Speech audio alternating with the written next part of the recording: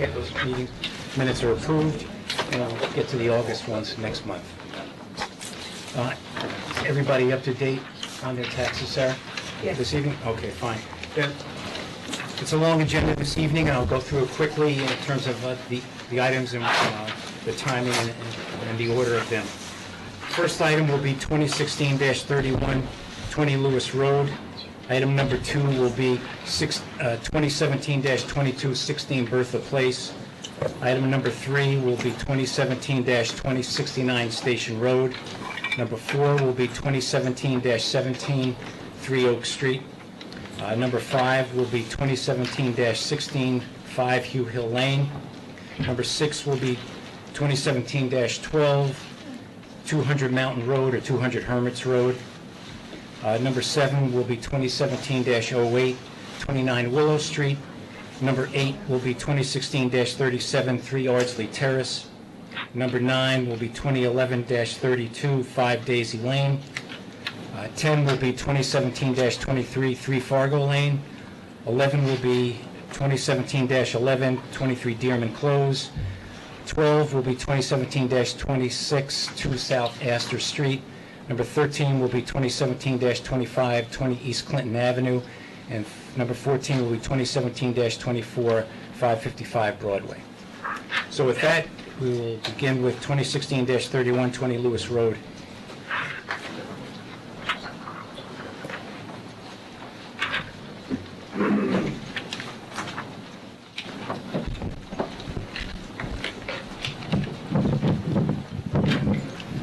Good evening, Pat Steinschneider from Gotham Design. I'm here representing the Papapenus regarding the changes that have been made to the plans, the approved plans for the construction of a pool. At the last meeting, we were asked to provide some additional information, which we submitted. One was the having a red line plan of what was built, superimposed upon the black line of what was approved. We did that. We also provided a series of photographs showing what was built and some of the site conditions, which I hope were helpful. I'm not going to waste time going through them unless you guys have questions about specific ones. Also, since the last time, the Papapenus have retained Tim Cronin, who's the principal of Cronin Engineering, to be involved in this in terms of the construction process with the engineering. Questions about that.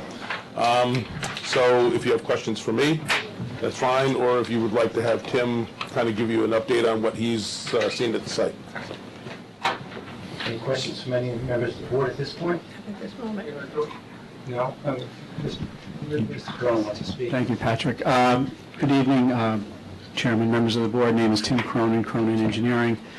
Since the last meeting, Mr. Steinschneider has brought me up to speed to some extent as to some of the issues that came up at the last meeting that seemed to be troublesome for the board and problematic. As a result of that, Dr. Panos has retained me, and since that time I was out to the site 3 specific times, and with the last inspection today, and I do apologize, but I did submit a letter today which I can go through, but it was a result of an inspection today, so I couldn't make it any sooner. However, the two items that I was asked to take a close look at were, number one, the realignment, reconfigurations, site modifications made to the pool location.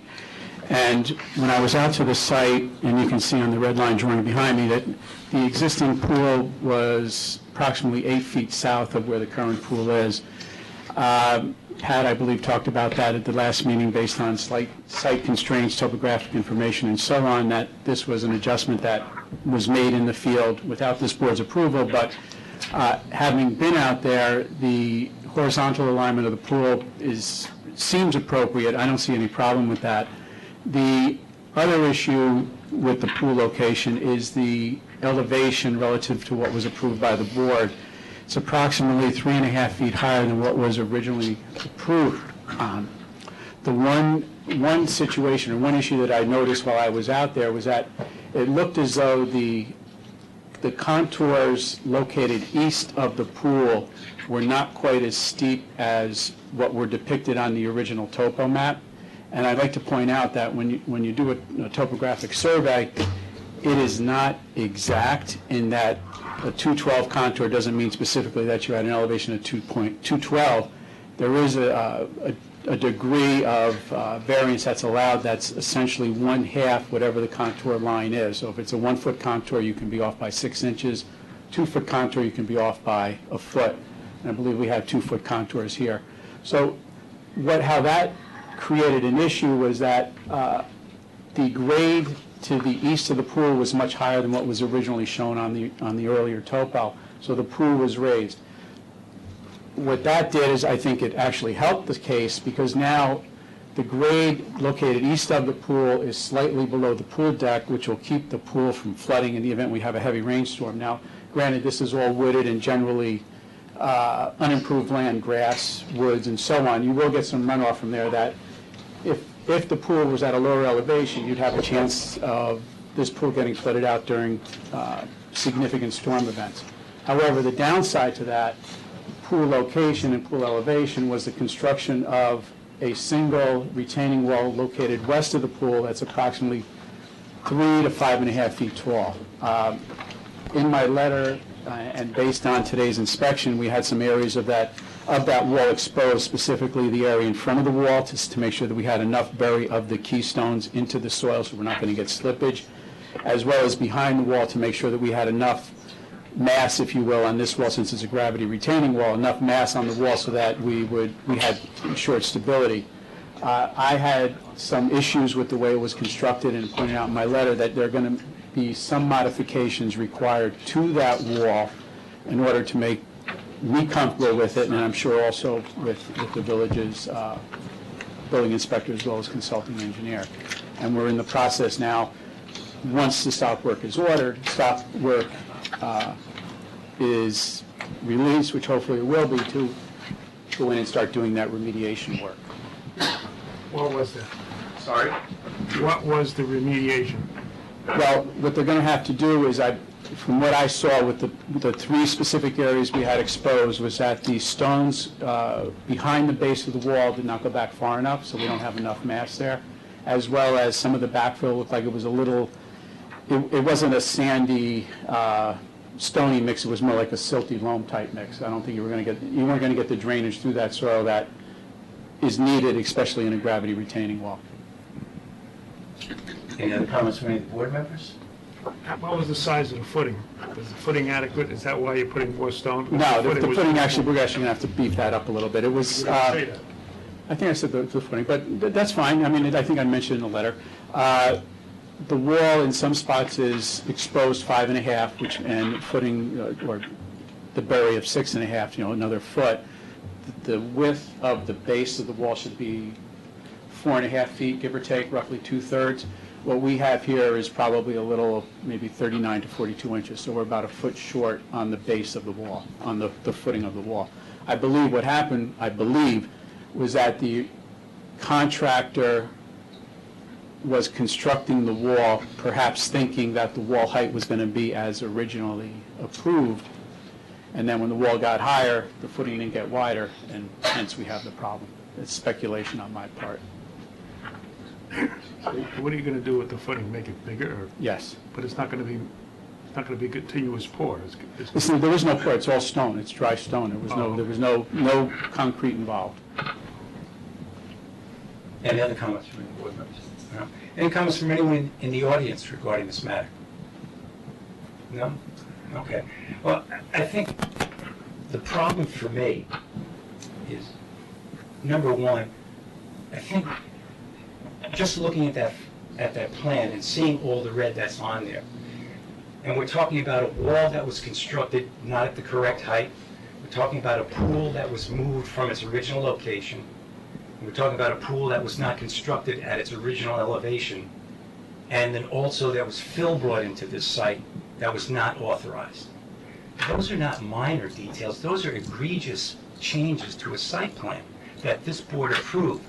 And I think it becomes troubling for me, as the chairman of this planning board, that we're approving some plan and then someone is going out there and constructing it, no matter whose fault it was, constructing it contrary to what was on those plans, and then coming back to us and expecting us to approve the changes.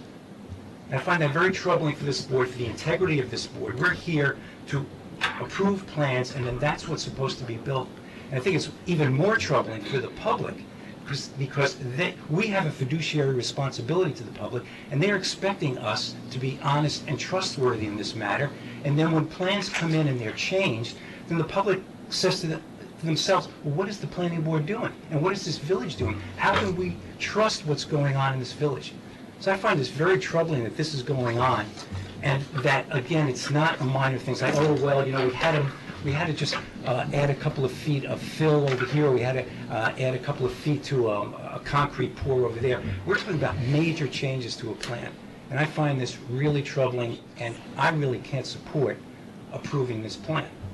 And I'd like to hear from the other board members on this. I think that once you used to have a plan and you make changes, you need a new plan, and not just drawings onto the old plan. You need a totally new plan. And if we approve something like this, what's the public supposed to say? Oh, we can do what we want too. Well, yeah, and I'd like to say also, I'm not sure I was ready to approve a 5-foot retaining wall in the first place, so now I'm almost forced into approving something I probably wouldn't have if it was part of the original proposal. And I don't intend to be forced, so I agree with Pat. I'm not for approving this. There's also a bit of a dialogue that's missing in your presentation, and that specifically last time we found out that, in fact, the people that are representing this are not professionals, and that never was necessarily mentioned, yet constantly there was discussion about, well, this looked good, this was right, I just assumed you were an architect. I apologize for not looking into that, but last time it came out that there is another architect who's actually, or an engineer, who's stamping these drawings. I found out after the meeting, he's not here, you are now. So obviously we asked for that person to be here, and we have serious concerns about, this is not a one-shot deal. This has happened a few other times, and Miss Patty basically said at times, I'm not responsible, and then said he was doing this. So to me, it was very confusing. So I find this really difficult to see someone else coming in, and now you're saying there are specific areas in here that you think need to be done differently, but you're only taking responsibility, rightfully so, for those specific areas. I agree that we even said it last time, we would never approve this as is if it came originally. So the way the process works is just a disservice to this board and to the village itself. And if you need anyone to know, one of the neighbors who hired legal counsel to figure out how to make this happen wrote a letter that says it all. So you should read this. I have seen it. Okay. So no, I will not be supporting it. Any other comments? Ed? We still have the septic issue that was brought up from that letter. We checked the files, and the house is not paying a sewer tax. Right, there's something. So they have septic, so. But the drawings, the board The drawings indicate there's a sewer. It says connect to From the garage. existing From sewer. the garage. It never says anything, service. it never says anything about septic, and there's septic on the property. I think the issues are just compounded upon compounded upon compounded.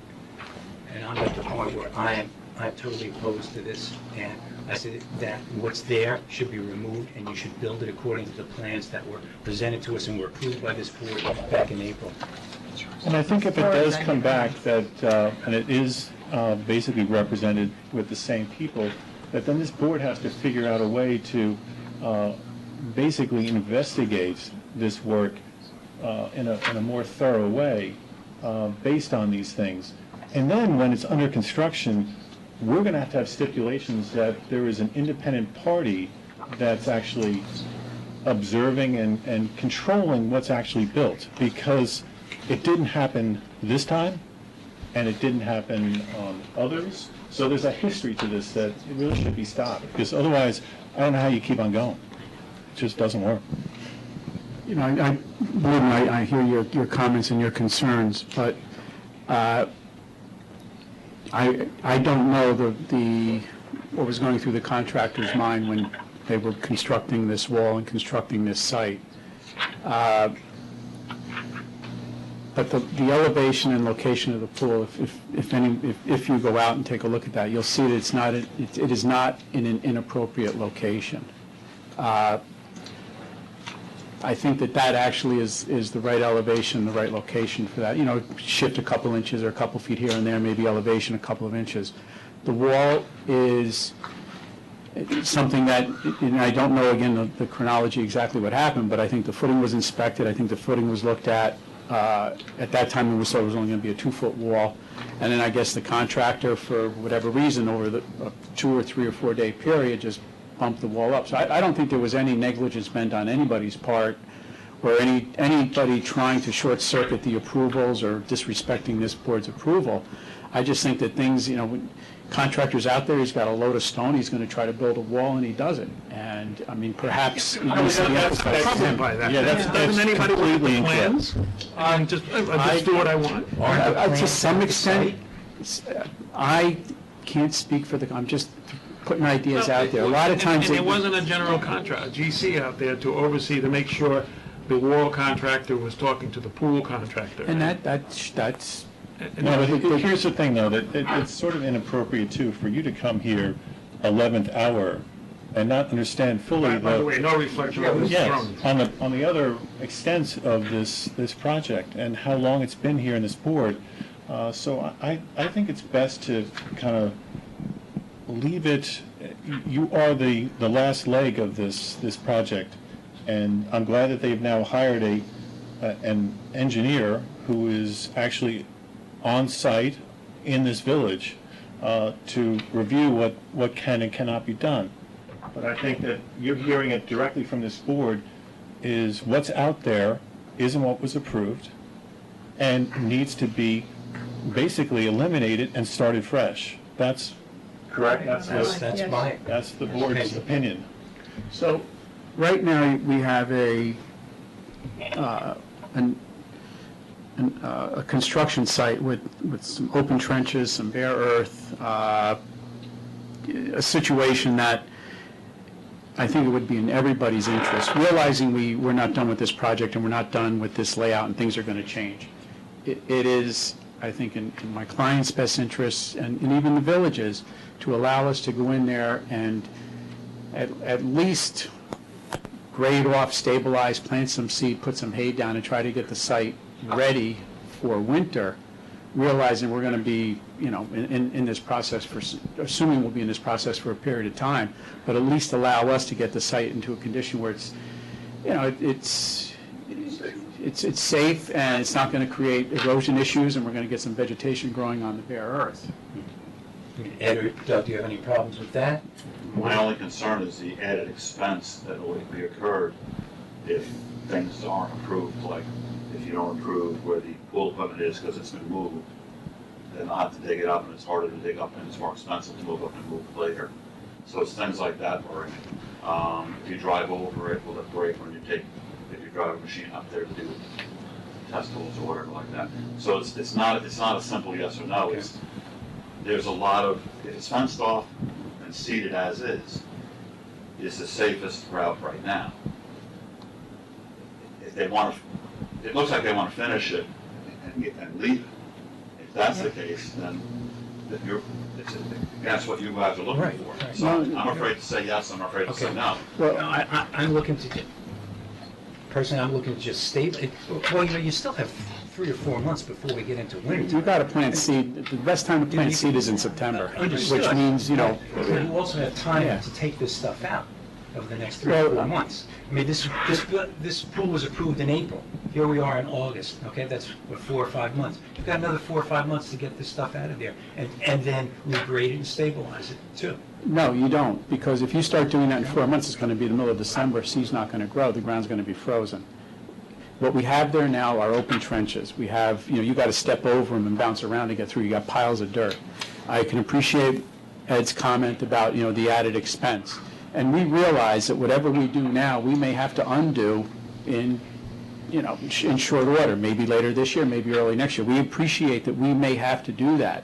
But for the immediate future, let us at least, put the dirt down, knock down the piles that are there, grade it out, and throw some seed and hay down, knowing that it may all be for naught. But the pool equipment's there. The best scenario is that we can convince this board that that's an appropriate location. If it is, great, we keep it there. If it's not, then we move it to where you tell us to move it. We understand that we're willing to take that risk to stabilize the site right now. We're not looking to be convinced. I mean, I think you've heard from the five of us at this point. This is a plan that was not approved, and we don't want it there. We want it back to, if you want to build it, the plan that was approved by this board back in April. Excuse me. But that's what we want. So if you want to stabilize it and incur that expense, then we'll have to take a vote for the board, then go ahead and do that. But understand, we're not going to be convinced in December that this is That's fine. the right way to go. Just believe me, I've heard that loud and clear. Where was the fill brought in? Do you know? I believe, well, Patty can explain, I believe behind the wall they may have brought some Okay. material Not the in. other- No, I think it was on the other side. Oh, well, then here. You got it, Tom. The fill was put in this area here and behind the wall. What about the, I don't know if it's at the right side? There's no fill that was placed here. This is actually the existing grade coming down. Well, to address the concern about the water running off the hill, you can engineer that with a swale or a French drain. Oh, without a doubt, but it's always better to have the pool at an elevation higher It's true, if it's not it. higher than, Well, if it's not higher than what is desired by the board. Sure. But I think what we need to do now is that we have to make it so that frankly, Patty, that people don't ask you the questions, that these questions get validated by others, so that it's more appropriate based on what's happened here is for, if the fill is in question, then someone else has to test that fill. And you specifically have to come back and say that that fill that's there is correct. Okay, so it is now sort of on the onus on you, as to say the engineer for this project, to basically be the conduit to this board on how, what, and where things are going to happen, because the way it was set up before, it just failed. So we need to reorient how this project happens. And the way to do that is to have a professional who is going to be able to answer the questions throughout this. There was an assumption in there that you had been retained to see this to the end. I don't know if that's true. Or were you retained just to show up tonight? No, I mean, I'm here tonight, I'm going to continue to work with Dr. Panos. I'm not sure where, how this will evolve. As this evolves, I will be involved. Before you take a vote, Yes. understand that we should understand the septic question. Because if this is the reserved area, probably isn't. But we don't, you're saying that as an assumption. You're not saying that as a fact. Once again, Wallace said there was a... We don't need The to, engineer. again, I hate to say it this way, but, and this is very hard to do, okay? I'm not trying to, but we need to have professionals answer these questions, okay? So I apologize, but that's what really needs to happen. So that's one of the questions for the engineer. Where's the reserve area and is it you have to impacted by locate the the septic and the reserve. I will research the records at the health department, and, once I can take a look at that. So it's fine. Yeah. Generally, not always, but generally, put the septic in, and the reserve is generally below it. And, Do you know where it is on there now? Dr. Panos just mentioned this evening that it's to the right side of the house. It's over in here. Exactly where, I'm not sure. Okay. So, and we'll find the tank and whatever its junction boxes, seepage pits, whatever it may be. The house was built in the 60s, so there is a chance that the county has records of that. That's 60s, 70s is about when they started keeping. They may not have reserved areas. They may not. So, I mean, we'll have to check their records. If not, we'll have to have somebody come out and do some exploratory work to locate the tank and the other components of the septic. All right. I mean, if you want, we can take a vote on allowing them to stabilize the site, but then also that the site plan as presented is not approved by this board, and that we want the site returned to, or not, instead of returned, we want, if they're going to proceed with the building, that they are to build it according to the plans that were approved by this board in April. Right, or resubmit, or resubmit. Or resubmit. A new plan. Yeah. Can you say something?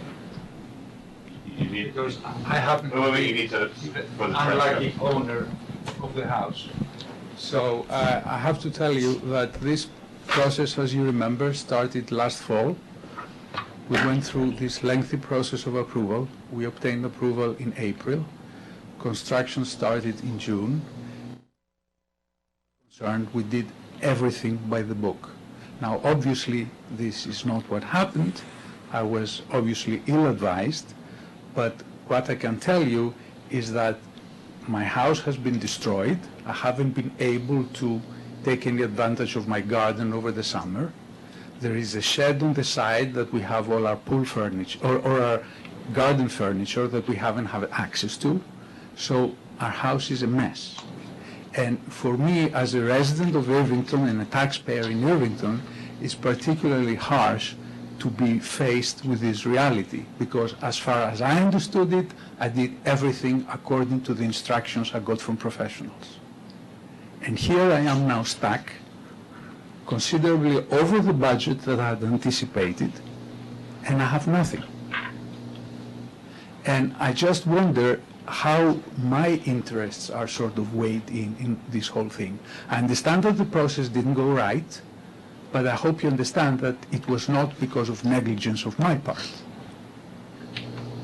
I certainly understand that, Dr. Pabano, and we're not, I feel for you that you're caught in the middle of this, but unfortunately, this is a situation that is just egregious in terms of not following the plans that were approved by this board. And I totally understand that. There are contractors out there who they should have had the plans in their possession and been able to follow those plans. And it doesn't seem that they were able to. And whose fault that is, I'm not looking to place blame at this point. Me neither. I just want to get it back to the correct way that it should be done. But can this board consider a way through which we can rectify the situation to the extent possible? This is what I'm asking. I mean, it sounds sort of easy to say that we eliminate everything and start from scratch. But, I'm not clearly prepared to go into the additional expense to build two pools, basically, for one. So the question I'm asking is, I understand that the process was not followed correctly. There have been deviations. All the time I have been advised that these deviations were for a good reason, and Mr. Stan Schneider was supervising the whole process. There were some intermediate inspections by the town, I think 3. The stop work order was issued 2 months, 1.5 months after the construction started. So, A month. I think it was just a month. the construction started in June, and the stop work order was issued July 22nd. So, we didn't build this at night. We didn't build this hiding from anybody. So I understand that there were deviations, but there must be some kind of responsibility, because this job was allowed to go that long without me hearing anything. Can I comment on what you said? Sure. And this came up the last meeting also. You said that Patty was supervising Yes? construction, yet he said he wasn't there enough to know that the plans were not being followed. You said that. Well, wait, did Did you use the microphone? I specifically asked him twice at the meeting, were you CMing, construction managing the job? And the response was that he wasn't. So there's... Well, I do not understand that. There's an issue here. I did watch the video. Yeah, and I you'll did watch see, the video. I think you'll see that what happened here was that there were questions. We felt for you, because I think unfortunately, you're the one that loses the most out of this. But what happened here was there's a process that's supposed to be followed that wasn't followed. That I totally understand that. You were ill-advised on how that process went. And so were we, okay? So was this town. Pools are done all the time. All the time. And there's never been a pool that I'm aware of that has so many acts that didn't follow the plan. And the way that we wanted to understand was why these things were done. And if you watch the video, you'll see that someone says, well, I did this, but I didn't do that. I'm not responsible for this. I'm not responsible for that. I did this. I did. And then it came out that, in essence, that he isn't even the engineer for the project. So I think what happened here, unfortunately, for you and for us, and the village too, because we had to spend so much time on this, is that the people that were involved, there wasn't a umbrella. There wasn't someone who was really in charge of this project to alert. Patty has been here numerous times. He knows how the process works, okay? And to know that this was going to be so different to what was approved and not make it aware to this board. But even beyond that, if you were to come here with this, with the amount of fill that you put in here, we would have said no. Okay? And that would have been perfectly fine, because we were still planning it. Right, but now we are where we are. So you built something that wasn't planned, okay? And now you're asking for relief for a self-inflicted issue. And I think that's where the issue comes. Your neighbors had hired attorneys, okay? Did you read their letter? Yes, I did. Okay. It's not something that was... I also read the emails that my neighbors sent me before they sent this letter that clearly says that they didn't have any issue with the construction. Right. And all their issues were what transpired during that meeting. I have these emails. Yeah, and during construction, sure, there are issues that come up and things like that. This specific one had some 17. It got to the point where the question was asked, what, if anything, did get built that was even close to what was on the plans? And that is new for me. That never happened before. And it's new for me too.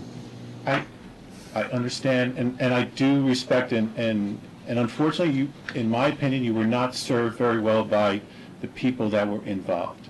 And that has caused you heartache and us. And this is not something that should be where it is now. But look, there's a lot of people in here, a lot of people that come here often, especially architects.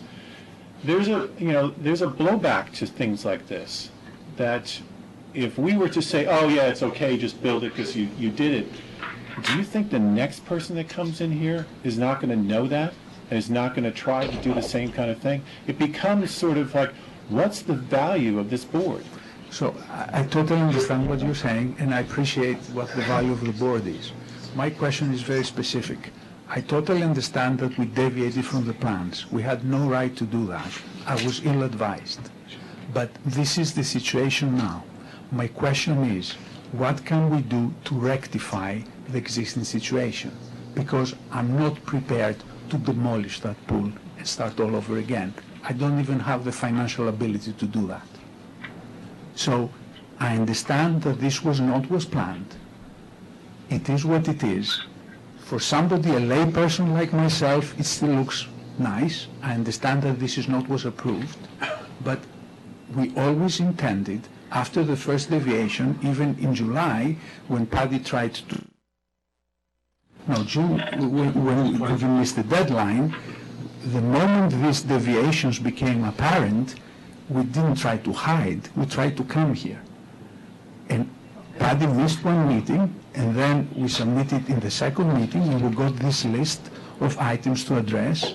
And what I'm trying to do, to the best of my ability, is to address those issues so that the board is satisfied, the village is satisfied, and I feel somehow supported by the village in which I reside since 2000, and I pay taxes every year. I mean, again, we're not here to assign blame to anybody. It is a situation that should not have occurred, but it has. And if we go down this path that you say demolish it, I'm the victim of it. And in all honesty, I haven't done on purpose anything wrong. I didn't hide from anybody. I hired Paddy, who I believe was respected in this area. We did whatever we could to do this right. And obviously it didn't happen that way. But here is where we are. And what I'm asking is, how can we modify the plans and what exists now so that the board is satisfied, the village is satisfied, and I get back some normalcy. And I haven't thrown out $100,000 for nothing, because that's an issue too. I'm sorry you're in this situation. But again, I think as George has pointed out, and as I've pointed out, it becomes an issue. And what is the public supposed to believe is going to happen at this board meeting and what happens afterwards? And again, if we allow this to continue, then as George said and as I've said, other people will think it's okay to submit plans and then change them along the way, and we'll just come back to the planning board and they'll say okay to it. And we just can't continue to do that. This is, again, this is a major situation. This is not just minor changes that were made. There were major changes made to this. And I'm at the point where I'm sorry, I just will not approve this. And if you want to stabilize the site, and if the rest of the board is okay with that, we'll allow you to stabilize it after Mr. Cronin submits plans to Doug and to Ed, and they approve the plans for the stabilizing. And then you can come back with either other plans, or you build a plan that was there originally. But I'm sorry, I'm just not, I understand your problem. But again, we have a bigger problem here as the planning board and as the village as a whole. Well, when you say we're not looking after you, looking out for you, well, I think that's incorrect with all that we have been through as a planning board.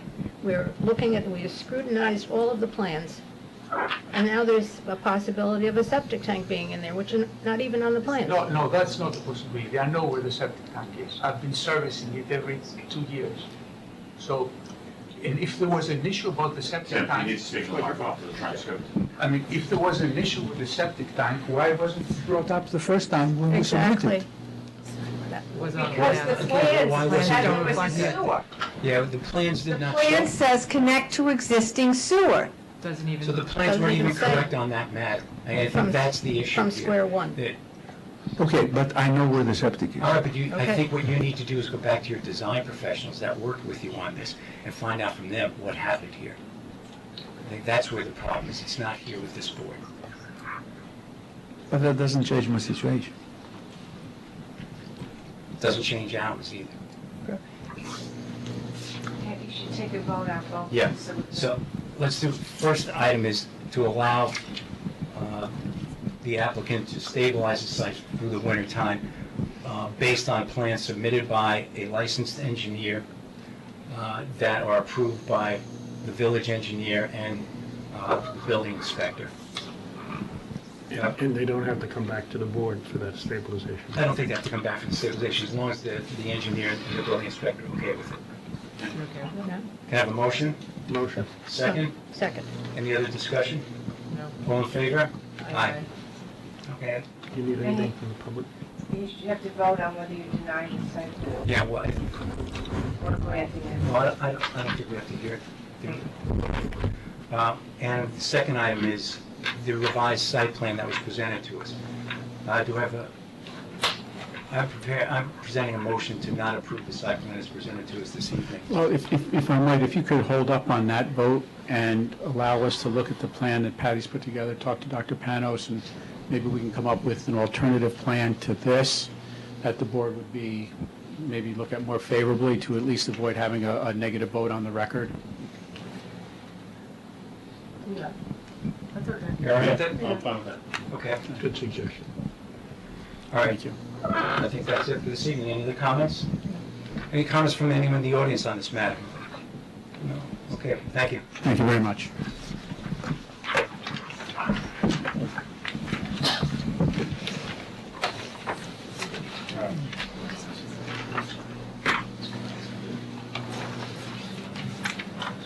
Next item is 2017-22, 16 Bertha Place.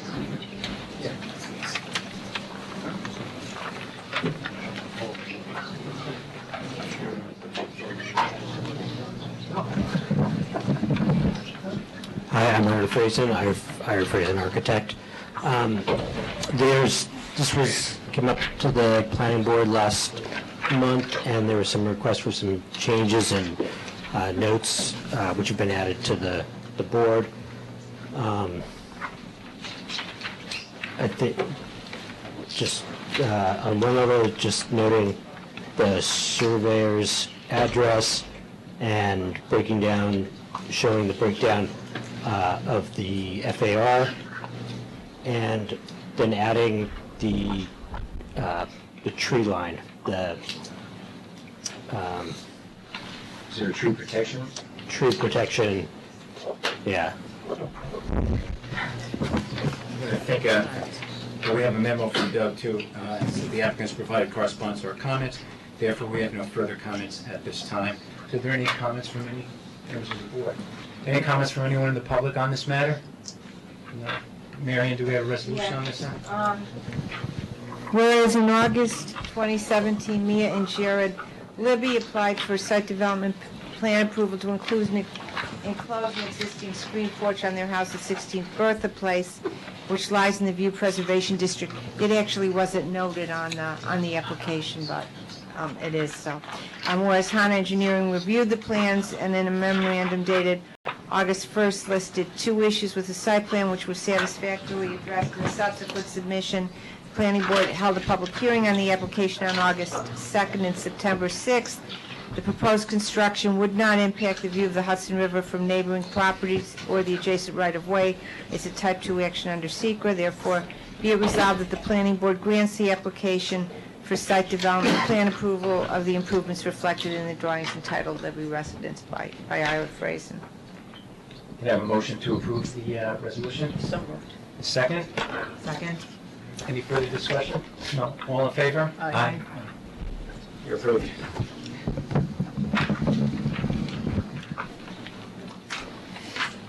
Excuse me. You want that, don't you? One of them's closed. Give the other one to the young lady over there. You guys? You still have ARB though. As part of your building application. Next item is 2017-20, 69 Station Road.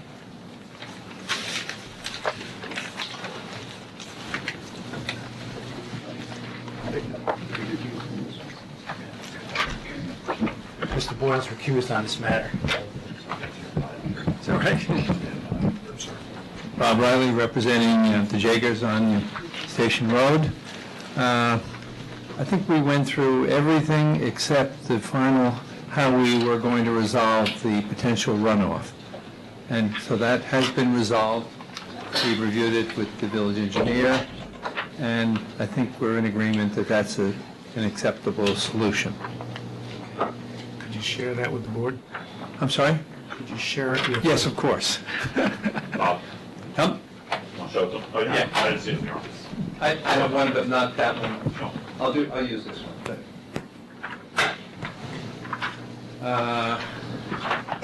Can I put it up here?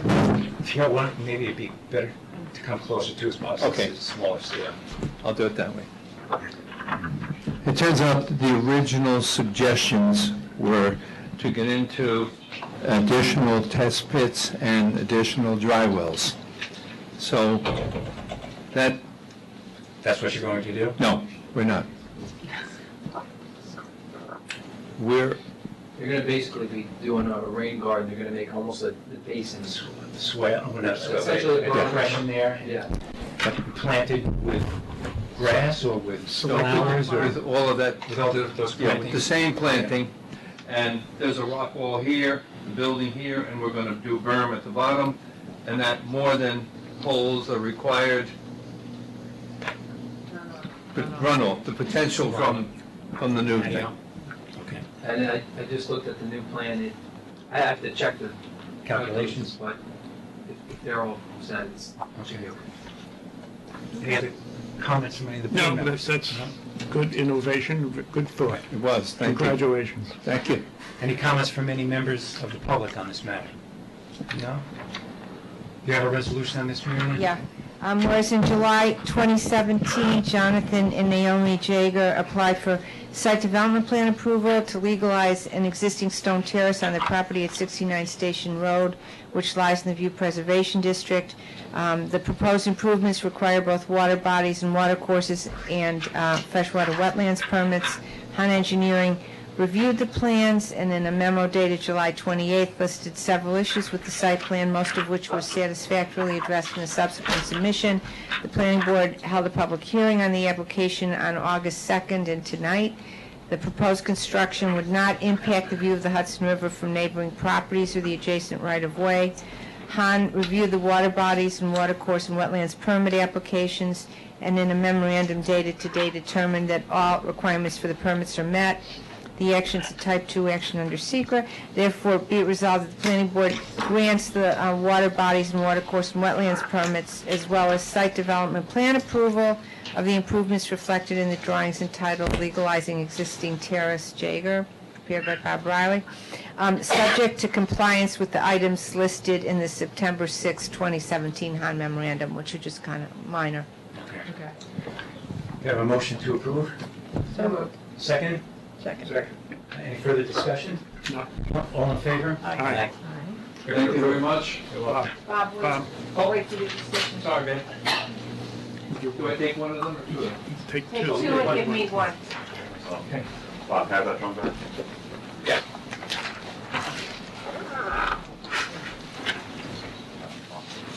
Next item is 2017-17, 3 Oak Street.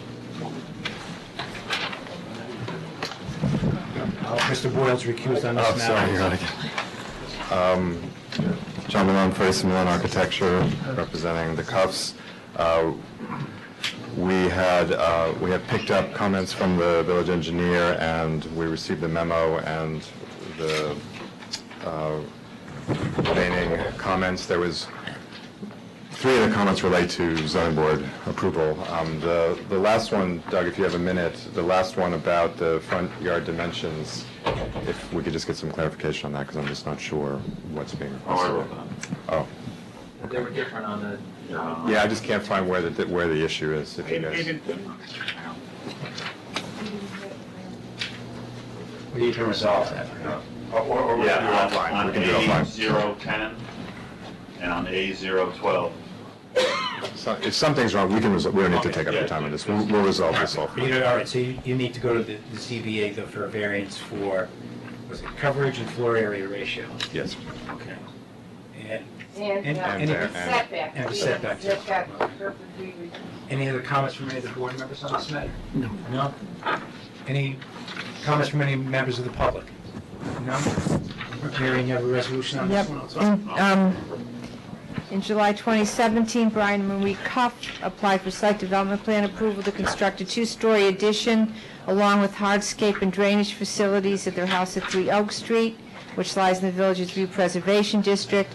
The proposed improvements exceed coverage and FAR and are located within the front and rear yard setbacks, therefore requiring variances. Han Engineering reviewed the plans, and in a memo dated July 10th and and in memoranda dated July 10th and August 1st, listed several issues with the site plan, all of which was satisfactorily addressed in a subsequent submission. The planning board held a public hearing on July 11th, August 2nd, and September 6th. The proposed construction would not impact the view of the Hudson River from neighboring properties. It's a type 2 action under SECRA. Resolved that the planning board grants site development plan approval of the improvements reflected in the drawings entitled Cuff Residence, prepared by Ferguson Malone, subject to receiving variances from the Zoning Board of Appeals for coverage, FAR, and incursions into the front and rear yard setbacks. Can I have a motion to approve? Second? Second. Any further discussion? All in favor? Aye. Okay, you're approved. Off to the ZBA. Thank you. Next item is 2017-16, 5 Hugh Hill Lane.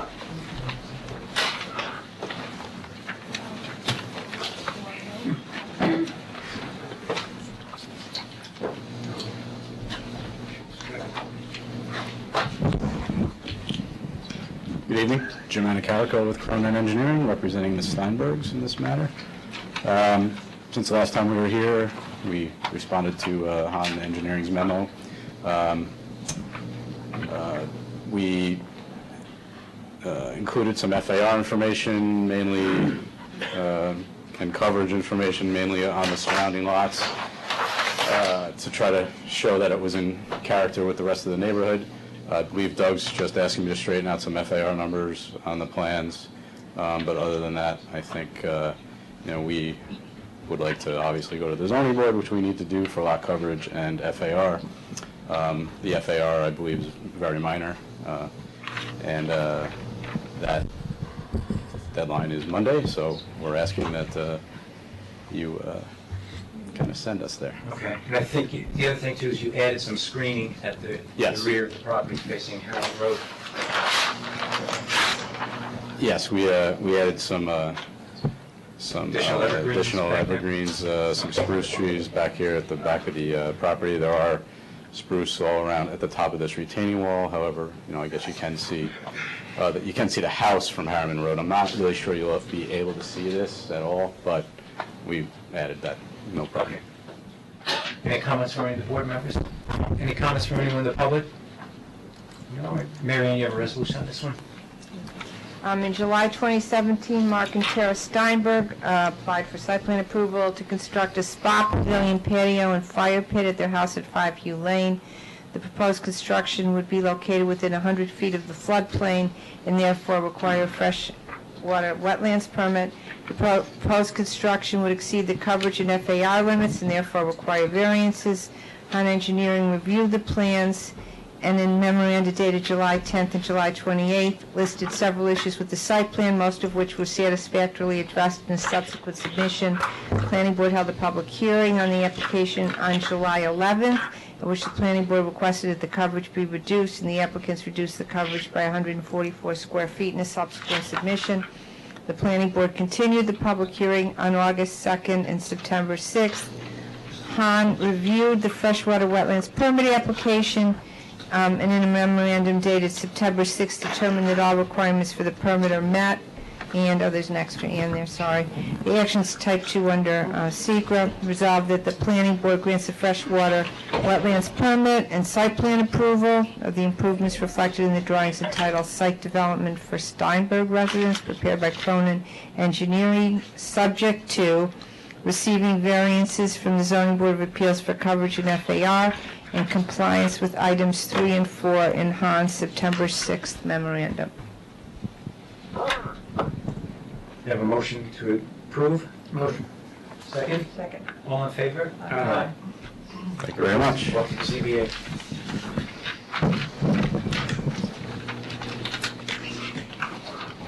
Next item is 2017-12,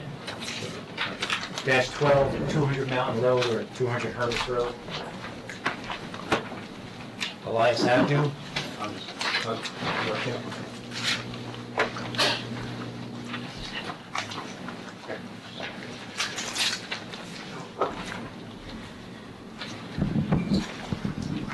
Jim Anicato with Cronin Engineering, representing Elias Abdu in this matter. Same thing, we had a few remaining items from the last submission, mainly some landscaping issues. Doug wanted some additional drainage items added to catch runoff off the driveway. We made all those changes, and we believe that we are in position for approval. Okay. And you saw the comments from Lucille Mice? Yes. We're removing certain of those plants that were listed on there that are no longer on the site plan. Right. And then also, I think we had some black-eyed Susans to replace them with trees. Right. Okay. We have no problem with that. Indicate tree protection on the plans at the drip line of all trees in the proposed scope of work. Any other comments from any of the board members on this one? No. Any comments from anyone in the public? No, Mary, you have a resolution on this one, a long resolution. This is a huge one, so let me, you guys can share that. You can share it. Pat, you want to share it? Yes. You can share it while I'm reading it, because it's really long. I won't read it. I'll try to go through it quickly. Whereas on April 2009, the Planning Board granted site development plan approval for a single-family house to be built by C.M. Pateman, contract vendee at 200 Mountain Road, subject to a long list of conditions relating to conservation easements to be created on the site, wetlands protection and monitoring, protection of trees and engineering issues. The approved site plan was based on drawings prepared by Cronin Engineering. On March 10th, 2004, the zoning board had granted a variance for site capacity of 1 with respect to the watershed and steep slope deductions, but reserved its decision with respect to wetlands and watercourse deductions. On November 1st, 2006, the planning board adopted a resolution granting approvals, water bodies and wetlands approvals for this property, subject to 19 conditions, which were incorporated in the 2009 resolution. On July 28, 2008, the zoning board granted a site capacity variance and found the property to have a site capacity of 1, subject to a number of conditions, which were also incorporated into the 2009 resolution.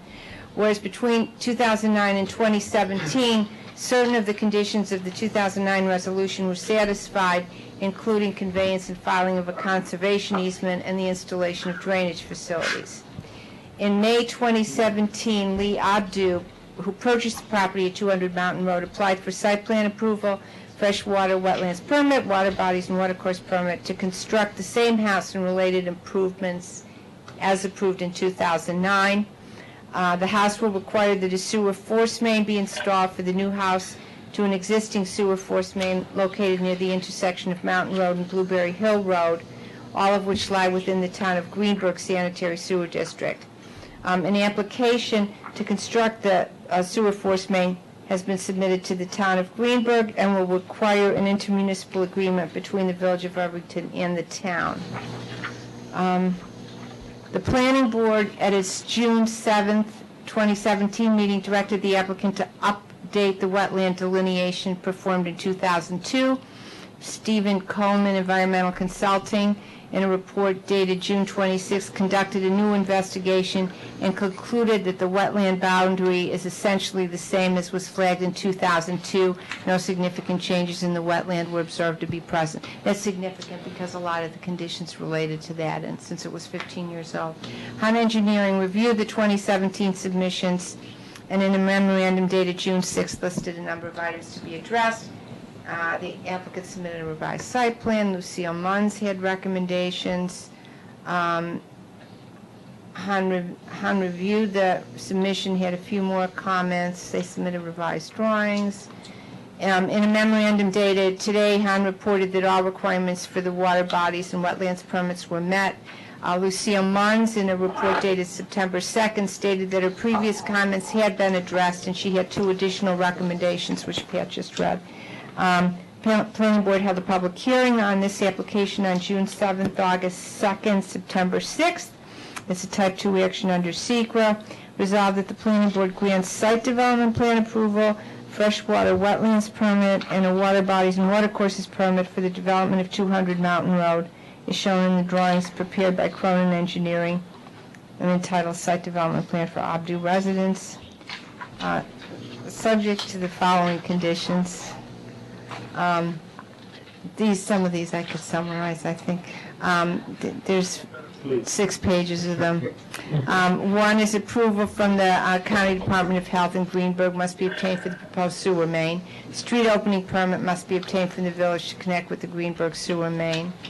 The applicant and any subsequent property owners will be responsible for keeping the drain inlet structure and swell of the western property line free from blockage. The property owner must perform seasonal inspections of all drainage structures, including the removal of fallen tree branches, regular monitoring of the site by a party designated by the village and paid for by the applicant will be done during and immediately after construction to ensure that all the conditions have met.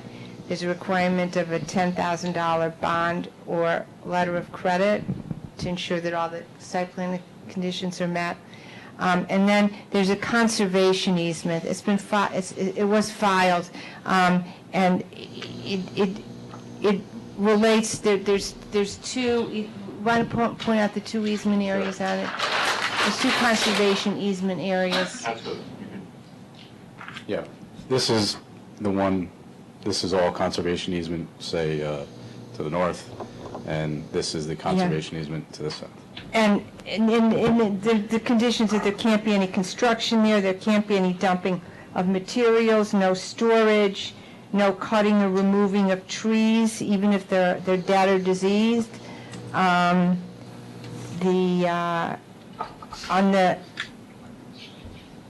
easement strip 2, no mowing is allowed, but in the other easement strip, I think there's the smaller one, grass can be mowed once a year.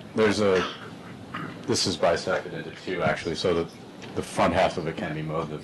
Once a year. There can't be any organic or inorganic chemicals in the conservation easement property. There's no paving permitted, and no surface or subsurface mining either. I think the state would call you. The boundaries of the conservation easement property south of the proposed house shall be marked with 3-foot boulders set at 10-foot intervals and concrete monuments at each change of course. They had to be put at both. They've been installed at one, but not the other. These have been placed. Yeah, but the other one These hasn't. have to be placed. Okay. All soil placed in the wetlands have to meet the DEC's unrestricted use soil cleanup objectives. The soil has to be monitored by the village's consultant and tested by the New York State Department of Health certified lab. And in addition to the conservation easements, there's wetlands, and no organic or inorganic chemicals can be deposited or introduced in the wetlands or the wetlands buffer. And then there's a long list of maintenance and monitoring requirements for the wetlands. You said fill into the wetland needs to do this, that, and the other thing. Is fill in the wetland okay? No. All soil placed in the wetlands has to meet the DEC's unrestricted use soil. Is that a permissible act to put soil in the wetland? I don't know why it was. Part of the original approval had a give and take to create this berm? That berm right there. And we have those documents. But that berm's already, that berm's already in. Documents already. Okay, so then that's already done. And then there's an extensive maintenance plan for the wetland buffer, which is pretty standard. On the a bond or letter of credit has to be put placed with the village for $11,500 to ensure the proper installation, regular inspections, and necessary maintenance of the wetlands plantings. So that's separate from the bond to monitor the site plan improvements. Okay, trees. All trees, okay, this isn't anything.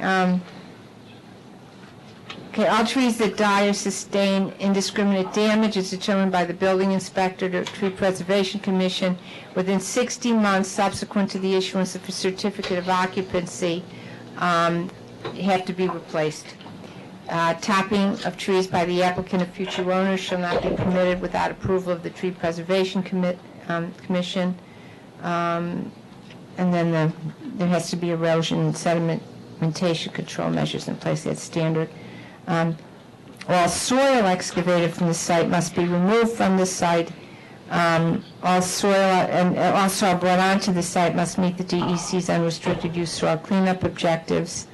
All soil outside the wetlands must meet the appropriate DEC standards.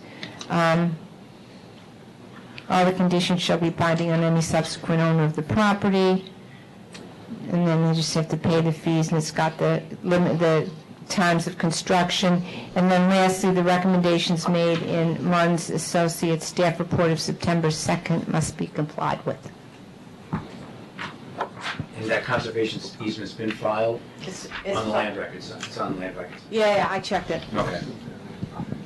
Can I have a motion to approve? So moved. Second? Any further discussion? All in favor? Aye. Thank you very much.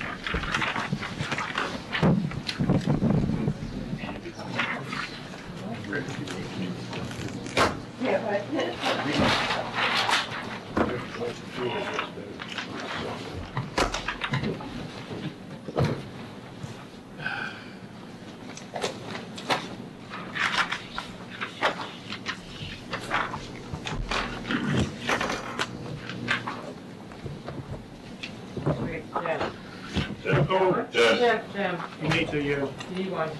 Yes, sorry.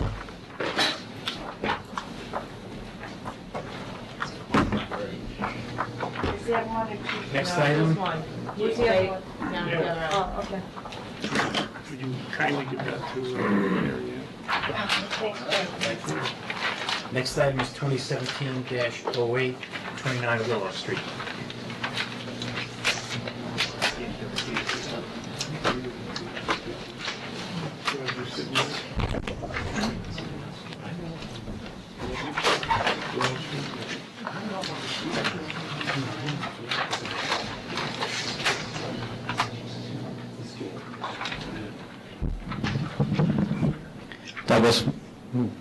Douglas McClure for the Criminal Schwartzes at 29 Willow Street. I was here a few months ago. We had some issues we had to address, which we have since addressed. You sent us off to the ZBA on July 18th. We got our variances, and so we're now back to get final approval. Doug, did you have any comments? You had one comment that you were concerned about the location of the dry well in the backyard. Yeah, there is an existing dry well. I assume it's right behind the house. It's unclear, and we will investigate that. Currently, the leaders at these corners, they actually don't go back. One of them comes over and down this way and goes underground, and the other one comes right underground, right at this spot, and it looks like it's heading in this direction. Maybe in the front. Yeah, so maybe in the front. They definitely don't head under the addition. Okay, I mean, the note on the plan basically saying they need to go and find out where. Yeah, which we can do. All these other items, it's very easy to address. Any comments from any board members on this? No? Any comments from anyone in the public? No? Marion, I think you have a resolution on this one also? In June 2017, Kate Crimmel and Mitchell Schwartz applied for... Oh. You gonna read all? Yeah. I'm sorry. Applied for site plan approval to construct an addition and patio at the house at 29 Willow Street, which lies in the View Preservation District. The proposed construction would require variances for coverage and FAR. Hunt Engineering reviewed the plans and in a memorandum dated June 6 listed a number of issues with the site plan, most of which were addressed in a subsequent submission. The Planning Board held a public hearing on the application on June 7th and told the applicants they could go to the Zoning Board of Appeals for variances. The Zoning Board of Appeals granted the requested variances. The proposed construction would not impact the view of the Hudson River from neighboring properties or the adjacent right-of-way.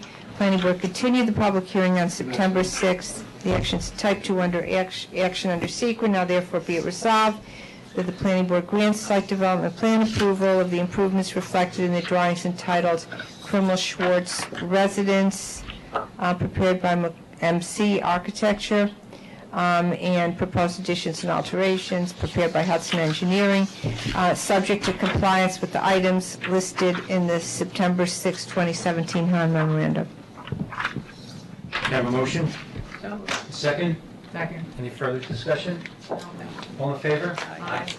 Thank you very much. Next item is 2016-37, 3 Ardsley Terrace. I'm confused on this one. Hillary Schnell is recused on this matter. Doug, you have to get one of those. Yep. Oh.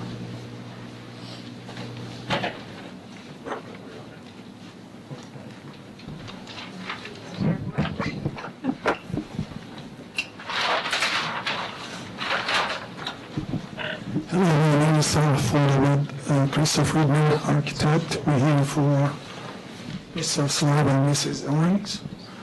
And we are here to ask for approval for a revision to previously approved site plan.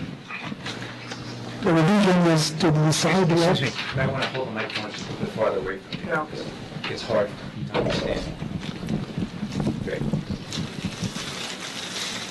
The revision to the sidewalk, not sidewalk, walkway. The revision to the walkway is basically moving it over to the south by a few feet to allow for additional planter. The additional plant is proposed to take place instead of the blacktop That's to the extension garage. By doing so, the would be an additional of 22 square feet beyond what was approved before. And as Hans engineer mentioned, it's additional of 0.8% additional. So we will revise it. We mentioned it's 0.02, but would be revised to 0.8 instead of 0.2%. And the revision basically would improve the sidewalk and adds more plantation, and is not increasing the approved coverage by more than 1%. It's basically less than 1%. But you still have to go back to the zoning board for the additional coverage, since a variance is required. You understand that too, so. I thought would be, since it's less than 1%, would not be needed to go back to the zoning of appeals. Well, no, you do, because you're changing the plan and changing the approved plan from the ZBA also, so. Yeah, the ZBA approval is based on the plan submitted. Right. Okay. So any change you make have to go back to ZBA. Okay, can we come back with revise the plan to keep it within the approved coverage? No, it's based on the approved plan.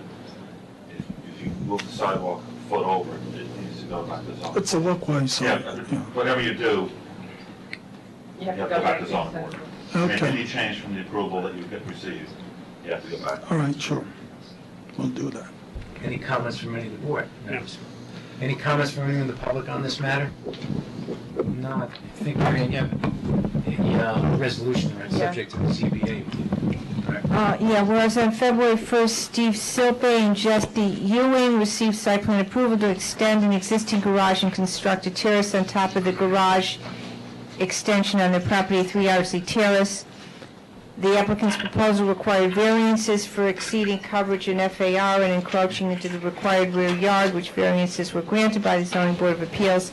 In August 2017, applicants applied for a revision to the approved site plan to add a walkway and planter, which would require an additional coverage variance. Han Engineering reviewed the plans and then in a memorandum dated September 6th listed minor issues with the site plan. Planning Board held a public hearing on the application tonight.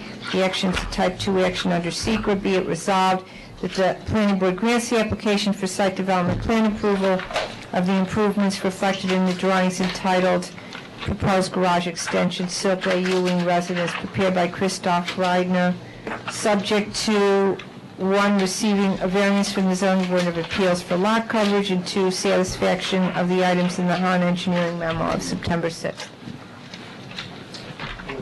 Have a motion to approve? So moved. Second?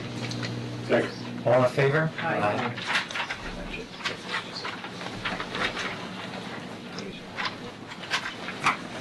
Next matter is 2011-32, 5 Days of Lane.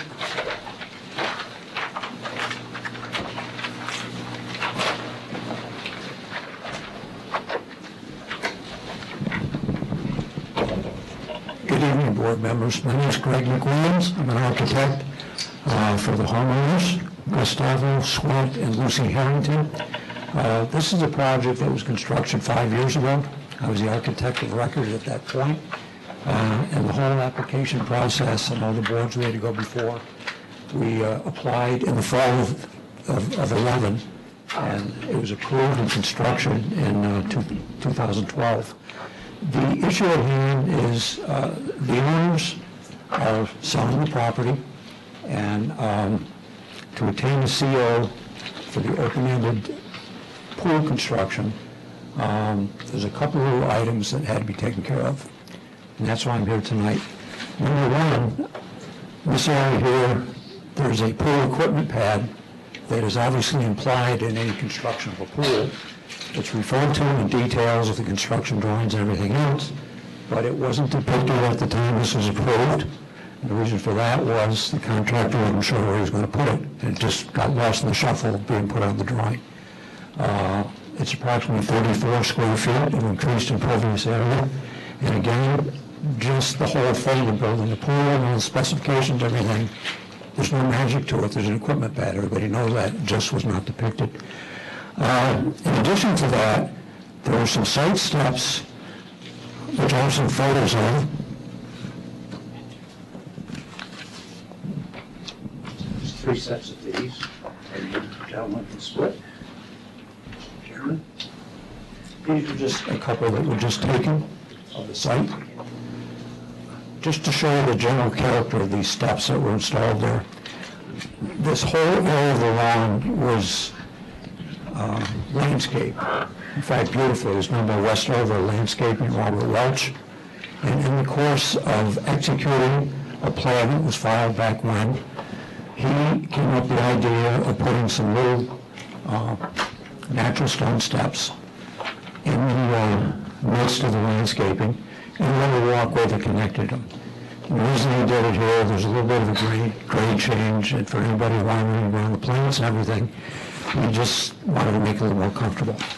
The addition of the walkway, which was stone, and the stone steps, and the equipment pad put it over the required or the permitted coverage that were allowed by approval. We found that if we eliminated the walkways, we were fine. We're underneath the cap. There's no variances in terms of any kind of setbacks, and we conform in terms of the overall approved coverage. The photos you see there, the dark brown are the site steps, and the very loose, informal, natural stone.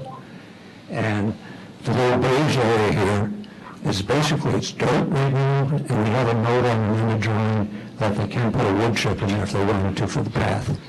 There's not going to be any impervious area or surfaces put back there, and just the steps themselves are very nice, sitting in the plants. If you just left them the way they are, they're nice.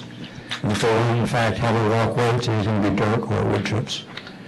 And that's basically it.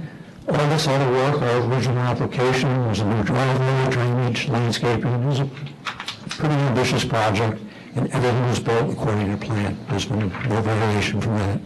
Ed Maris went out to the site. He inspected this, and he's the one who noted these stone steps that were put in there. I'm not even sure if the homeowners knew back then, because there's a very major landscaping plan, and Robert Welch put them in. So here we are. As I said, the homeowners would like to sell the house. In fact, they can't close until they get the CVO. These are the only outstanding items. And that's it. Any comments? I mean, do they need to go back to the ZBA for this? No. They don't need No. to be. Okay. Do we have a resolution on this? On November 18th, 2011, the planning board granted site plan approval to Gustavo Schwed and Lucy Harrington to construct a pool and related improvements at their house at 5 Daisy Lane. The pool and other improvements were installed, but a set of stone steps and a concrete pad were installed that were not part of the approved site plan. Applicants applied for revised site plan approval in August 2017. The planning board held a public hearing tonight. Neither the village's engineer nor the village's landscape consultant had any objections to the revisions. It's type 2 action under secret. Now therefore be it resolved that the planning board grants the application for site development and plan approval of the improvements reflected in the drawing entitled Schwed Harrington Residence. Sorry, I forgot to ask you, any comments from anyone in the public on this matter? No. Okay. Can I have a motion to approve? So moved. Second? Second. Any further discussion? No? All in favor? Aye. Thank you very much.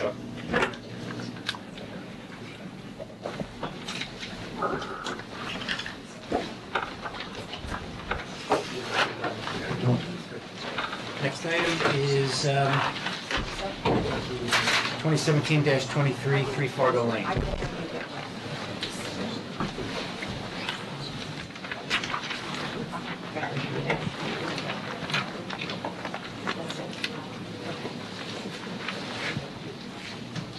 John Malone, Ferguson Malone Architecture, representing the Bernsteins for application for a swimming pool.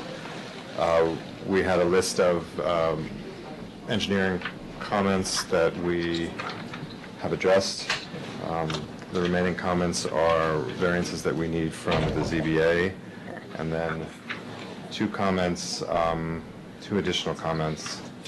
I don't know if you guys are able to Well, talk really, as much for as me, we I want. had a couple of comments because I did log the aqueduct behind that house. Okay. Take a look at the location of the lot and the elevation difference between the aqueduct and the lot, and also the vegetation on the property, and a couple of things. One, it looks like it is so heavily vegetated out there that you really have no understory. So that, and also the topography is not that great a difference between the lot and the old Fulton Aqueduct. So it's going to be very visible there, John. I think what you're going to have to do is you're going to have to put a solid fence up there, because you're not going to get anything to grow underneath those trees unless you're removing some of them. Well, I think what we had shown there were understory evergreens there. We had shown the American holly, where you see there is an existing American holly. There's nothing there now, but I think the new stuff that we showed that Lucille looked at was intended to fill that in an evergreen fashion.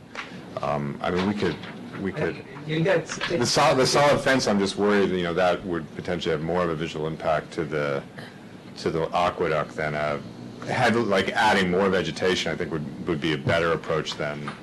I mean.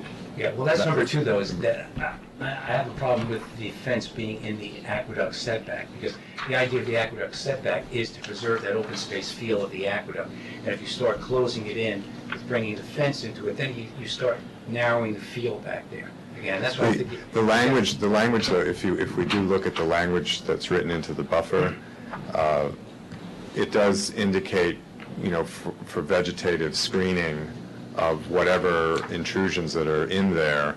It says that the Zoning Board of Appeals is to, can provide a variance subject to vegetative screening. It looks like the intent, if you read the buffer there, the buffer language, it looks like the intent of it is very similar to what we're proposing here in terms of the intrusions. I mean, we could look at that code now, but again, it seems to push towards, a vegetative screening of any kind of intrusion that was in there, because it actually says if properly screened with vegetation. So it doesn't seem to be written to keep all intrusions out of the buffer, because it specifically has a sentence that indicates if you do allow an intrusion in there, it's just the Zoning Board of Appeals just needs to ensure that it's properly screened with vegetation. Do we have the language here?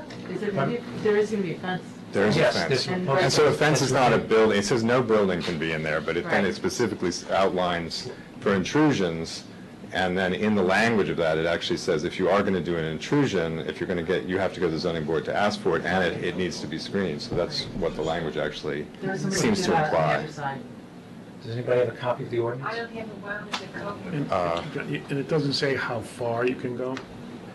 No, it just basically says buildings stay out of the buffer, but then it refers to things that aren't buildings that could potentially be an intrusion, so that could be a fence. 6 inches or 6 feet? It's 30 feet. It's a 30-foot buffer. No, how far can you intrude? It doesn't, I don't think, there's no... It doesn't say how close you can be. It sort of punts that to the zoning board, so the zoning board was supposed to have discretion as long as the intrusion doesn't, have a negative impact, and they would use the criteria. Are there other intrusions in this vicinity? Oh, yeah. Every fence along the entire aqueduct, especially in this region, is at property. Along the entire, right next door. Yes, yeah. Flood's house, which was to the north. Would this go further than any intrusions that already exist? No, it'd be much further back. Like the existing intrusions to the north of it are at the property line. We're talking about ours being 20 foot back.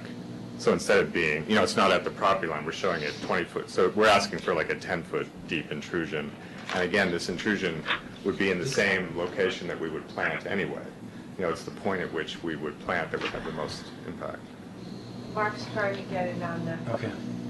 Yeah, I think it's helpful. We talked about this last time too, and there was a question about it, and so I think to me, it's one of those that, yes, if wherever you said the floods have other existing, which are existing, and who knows if they were done prior to this new law about the buffer. So it becomes one of those, are you diminishing the value of what the buffer is by encroaching in it? It's a question that, and I understand what you're trying to say about that a fence is a barrier, which is, but I don't know if that's what the intent of... Well, we could read the language, and also the language when you read it, it clearly states that you should be going to the ZBA to ask for relief from this buffer. So that's really where we are right now. We're just asking to be referred to the ZBA. Does your to take plan a- show the flood house, the flood lot, and the location of the fence on their lot compared to yours? It doesn't, but when we submit to the ZBA on Monday, what we were going to provide is, the whole aqueduct corridor and indicate where the fences were, in the region of the house and let them look Why at don't you it. bring it to us? We just didn't have time to. No, so he would, I get what you're trying to say, this is not our issue, it's the zoning board issue. Well, in terms of the language that's shown there, it seems to me that it is the zoning board issue. To provide relief from the buffer is. But they can also ask for a recommendation from the Yeah, board. yeah, We can yeah. also provide our comments. Right. Now, Here's just to the be clear, you do language. own the property. The property you own is, you're not putting it. The fence is 20 feet in our property. It's not at the property line. Okay, this is for the Croton Aqueduct buffer. It says what the amount is, and then it says, any additional structures or intrusions into the Croton Aqueduct buffer. A structure is defined, a fence is included as a structure, isn't it? Yeah, Under the- shall be permitted, yeah, but that's not the point. Shall be permitted only by a variance obtained from the zoning board of appeals and conditioned upon the planting of evergreen and deciduous plantings. So, that's the point. Yeah. That's specifically said in there, so. So that does say what you're saying. That's what I was. Right, yeah. As legal counsel. I'm only an architect, but that's what it said. That's what it said. I don't even know what a verb is. So. Did Lucille comment on the plantings? She did. She was satisfied with the stuff that we did. And again, if the issue is more plantings, if the board is interested in seeing more, I don't think that's an issue. I think what the client is protective of the aqueduct and the aqueduct view, and they're also protective from their side of, not closing their property in relative to the aqueduct, because they're getting that benefit of the longer view. So again, when you said a closed fence, I don't think that's in the aqueduct's interest, and I don't think that's what the client wants to do either. Well, I just think if you have a pool, I would want some degree of privacy back there. Right. Looking at it from But the I applicant's think point if you of view. did it with plant, it just becomes. As long as they will grow there, as I said, when I was out there, there is no understory there. So what's already growing there is... It's also deer eating all that stuff because it's not fenced.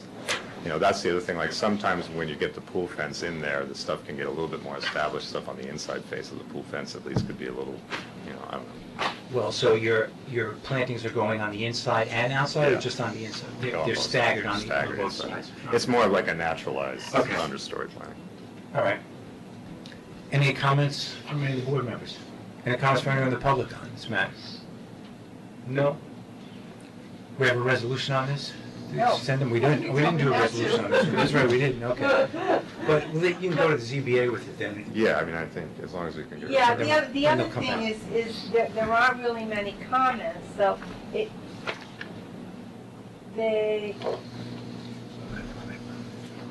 There wait a was- minute, no, there's actually a couple substantive things, so you should Well, come back here. that was something that if we have, Yeah, if well, you guys, I know it's been a I mean- long day, but if you wanted to just, The wall is, I think it's like a 2-foot wall on the one side, and the fence doesn't come up, so it Doesn't meet the pool, Doesn't meet the safety requirement for the pool, that's.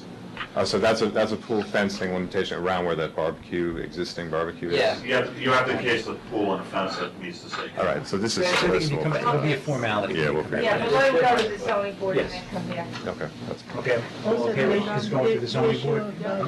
of construction vehicles getting into the yard.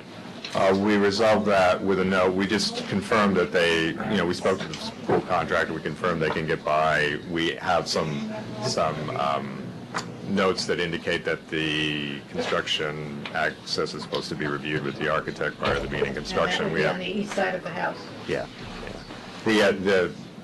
Just the benefit there was there were these ornamental trees and stuff that we didn't want to impact that was on the aqueduct side. So, and the stuff between that house and Rancic's house is arborvitae, and they'll be fine. They'll be fine. Okay, because you're off to the ZBA then. Okay, thank you.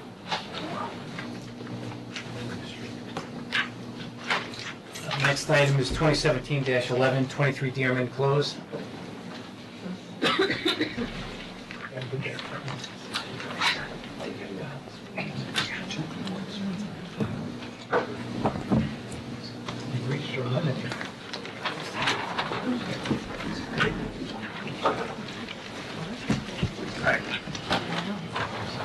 It's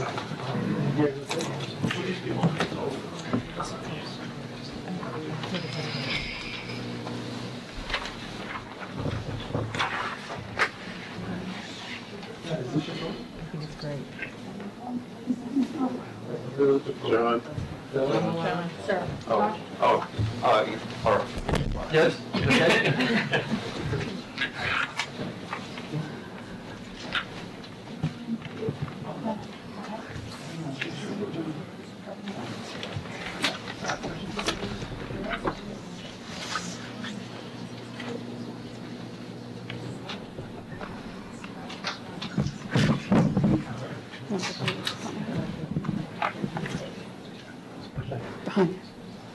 Good evening. My name is Intrusion. Welcome back from Opatich Architects with Principal Mr. Ed Opatich and landscape architect Randy O'Brien. Hoping to get closer and closing the loop so we can move on to architectural review board. We went through a substantial part of the comments from last time from engineering, and we've additionally obtained the feedback from the arborist, which the landscape architect Ruben will speak to. We got the updated letter from Hans this afternoon, and have submitted some additional materials, and we'll work to address what the remaining items are, just buttoning that up.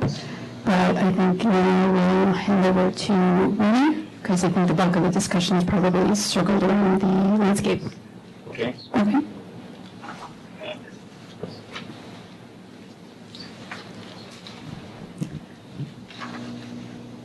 Randy Oren, the landscape architect for the project. I think you have to hold the microphone closer to you. Closer. You speak softly. I know. Randy Oren, I'm the landscape architect for the project, and I tried to respond to all the comments of last meeting and the engineer's comments, and that meant that I softened the grading here to be 1 and 3, was kind of close to 1 to 1.5, and spread the trees in a better way so this neighbor is really not looking at the house. And there was concern about the planting as seen from this side of the property, and so if I was very tight here and didn't have any property on that side, I moved trees to that side of the driveway and added cryptomeria and the oak, and added more evergreens along here to screen the house of the neighbor on that side, and added more evergreen shrubs along the fence that we do not want to see, and to keep more understory under the existing trees. Based on the comments of Lucille Mons, I added a lot of flowering trees. She wanted 4. I went a little bit overboard and added 4 amalanthus here, some dogwoods here, a red bud here, and took out the one tree that the arborist felt was dangerous and added 3 oaks instead of it, 2 dogwoods and other rhododendrons. There was a comment about the coverage of the ground, and I did 2 mixes. One is of grasses that is here and here, and another mixture of perennials, and to just give you a sense of it.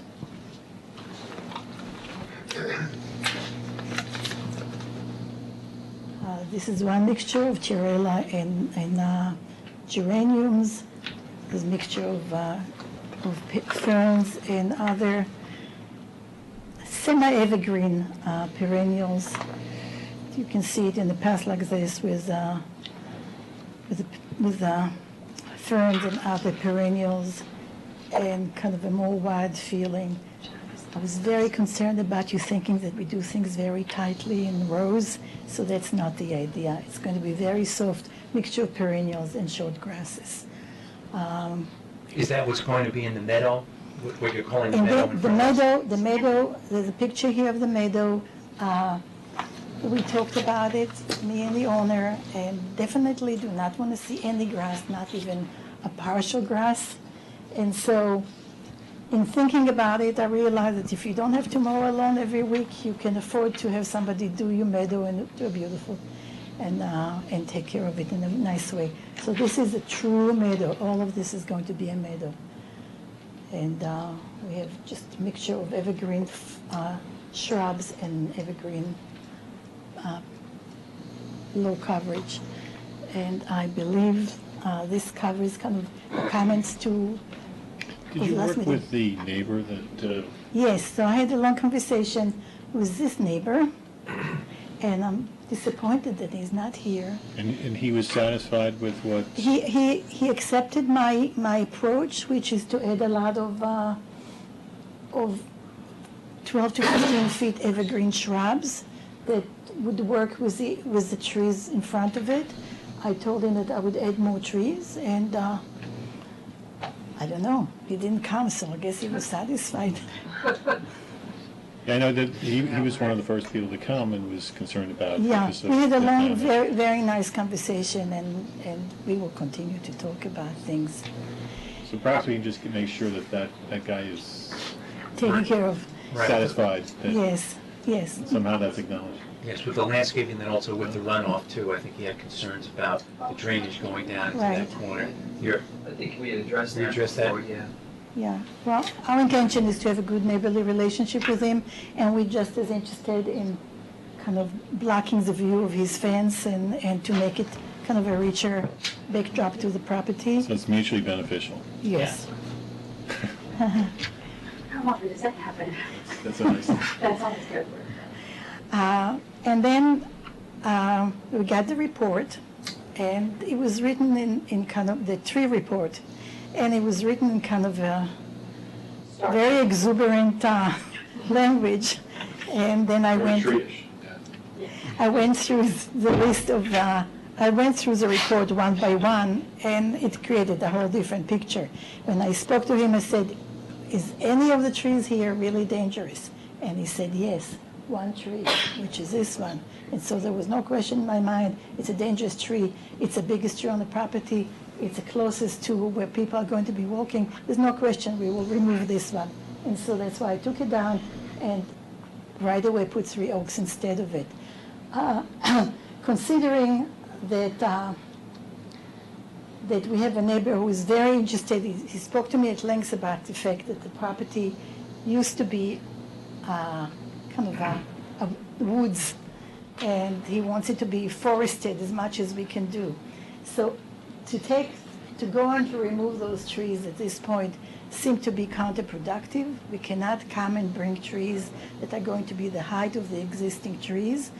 My feeling is that some of the trees, most of them actually, like 80%, he said were fine, needed to have structural pruning and just watch them as they are. Some of them, trees that I put little circles around them, have a rock in the roots. In my book, that's not a reason to take a tree out, especially not a larger tree. And the rest, he had a list of 7 trees that were less than 9 inch in caliper, and 2 of them were not on the property, and the rest were not even shown on the plan by the surveyor. So basically, it looks to me like we're removing 1 and 4 trees that he says to remove. We will be observing. If you really insist, we'll get a second opinion, but I think we should try to just take care of them and see if they're okay. He does not consider them dangerous. Yeah, because I went through it, it looked like he was suggesting that a number of trees be taken down. Right. Back there. So I listed here, 1, 2 were not on the properties.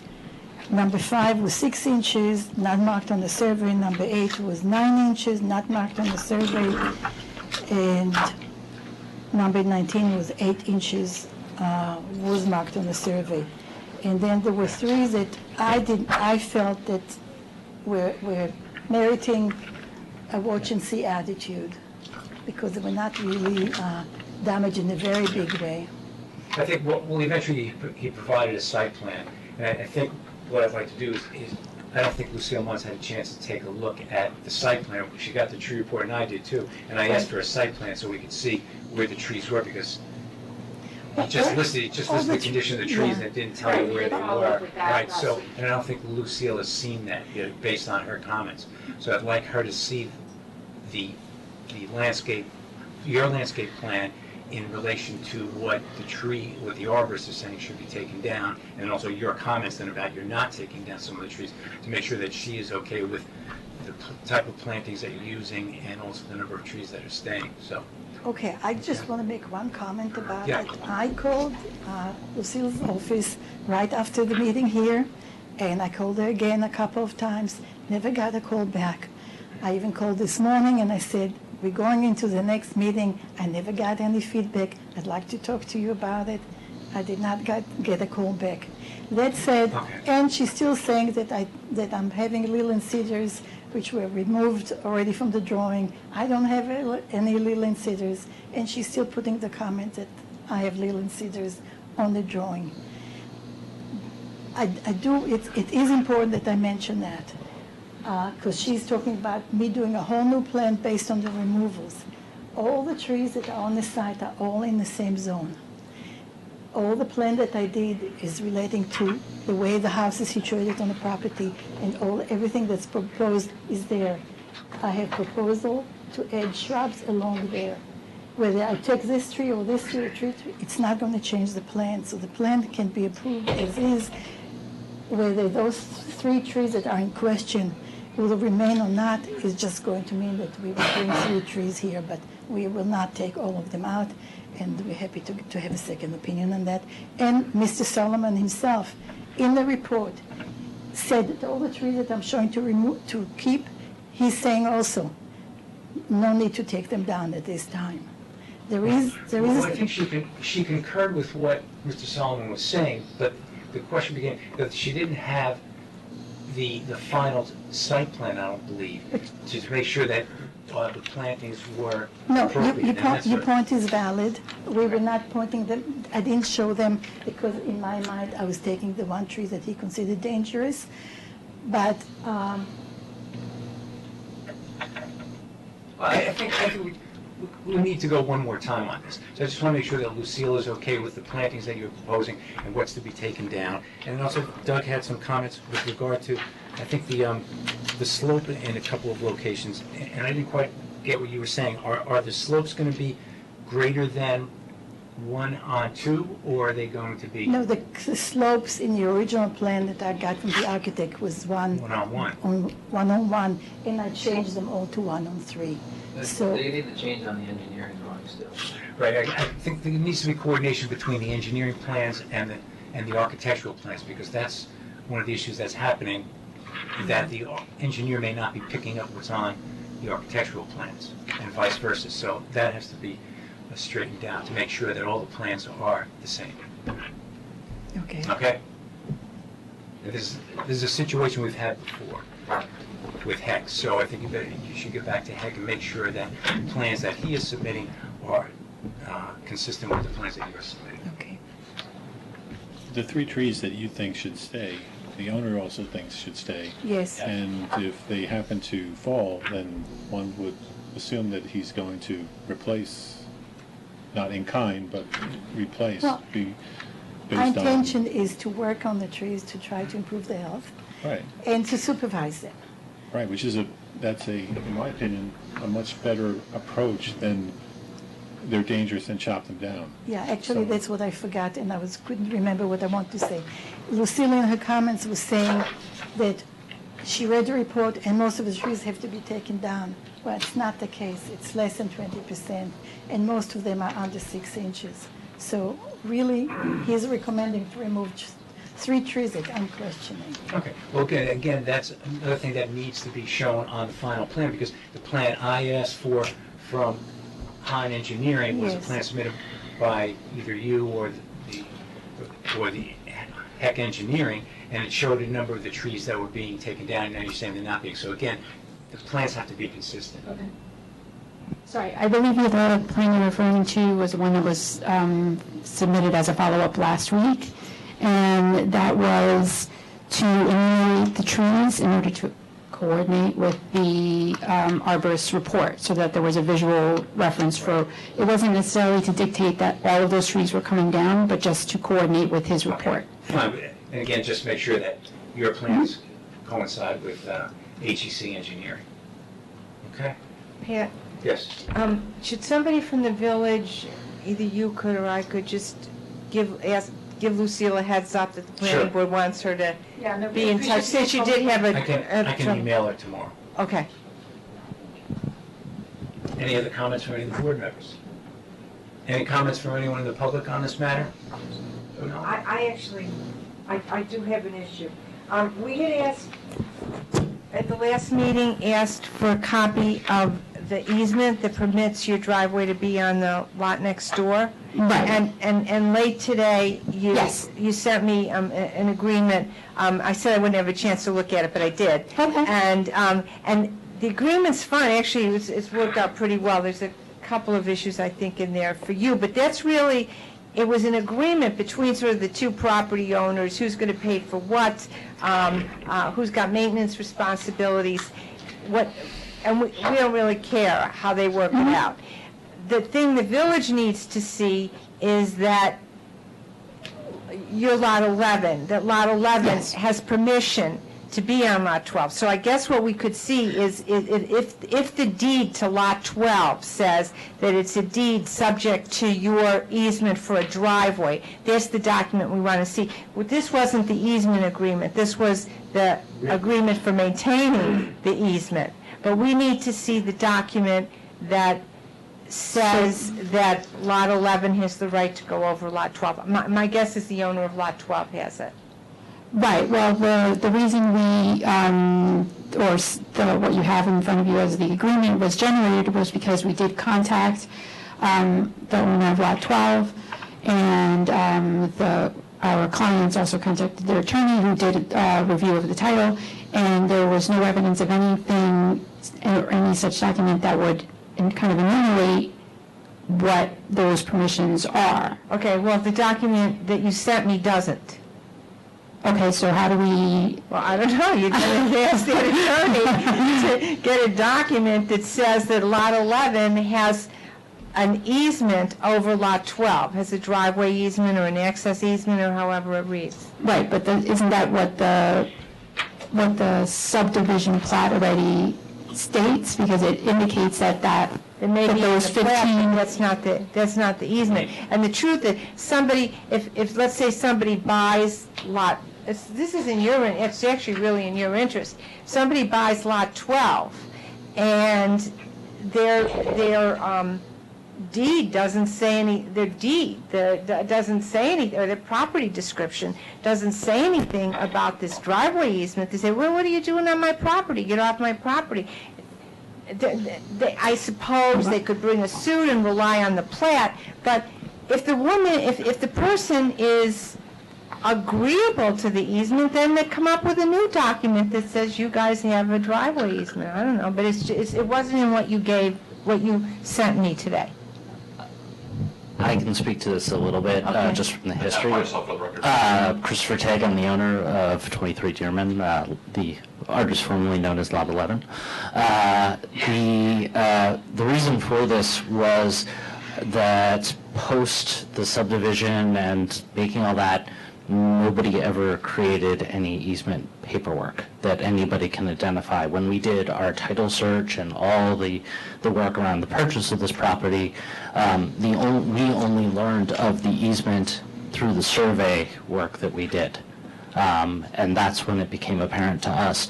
There has been a prospective buyer for Lot 12 previous to this who went through the process and discovered this and, in fact, walked away from purchasing Lot 12. So all this is to say, I don't know how we can make something that has heretofore never existed. Well, the document you gave me is written under the assumption that there is an easement, and it's a distribution of responsibilities. So, and that was created by, I don't know the lawyer for whom, whether it was It was our lawyer. Was your lawyer. Has the other side side said it's okay? Yes, they've reviewed it. We're working on a few. Well, if they're okay with that, then they would be okay with a document that says that you have an easement over their property. So we just need to create that? Yeah. Okay. Yeah. Okay.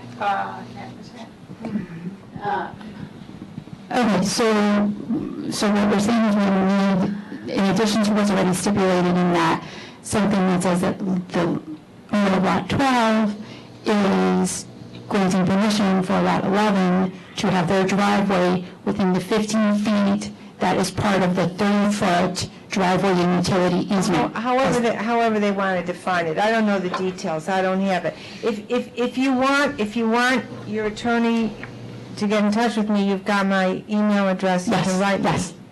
Maybe I'm missing something here, but this doesn't do it. Okay, well, we're working on the basis that given that it's defined as it's listed and drawn as an easement on the subdivision plat, that indicates that there's permissions within. You went through the list of easements in the file, and I it's checked not the in file, there, all the right? easements that were listed to be required, this one wasn't in there. Yeah, and that's because it would, I could understand why it wouldn't be, because it would be an easement granted by the property owner. It would essentially be a deed, it'd be carved out in the deed. It would be an easement carved out in the deed. So it would be easy to do. I assume the lawyer who drafted this, who did a good job at it, I don't say that much, but is a real property lawyer? Yes. Yeah, okay, so he'll know.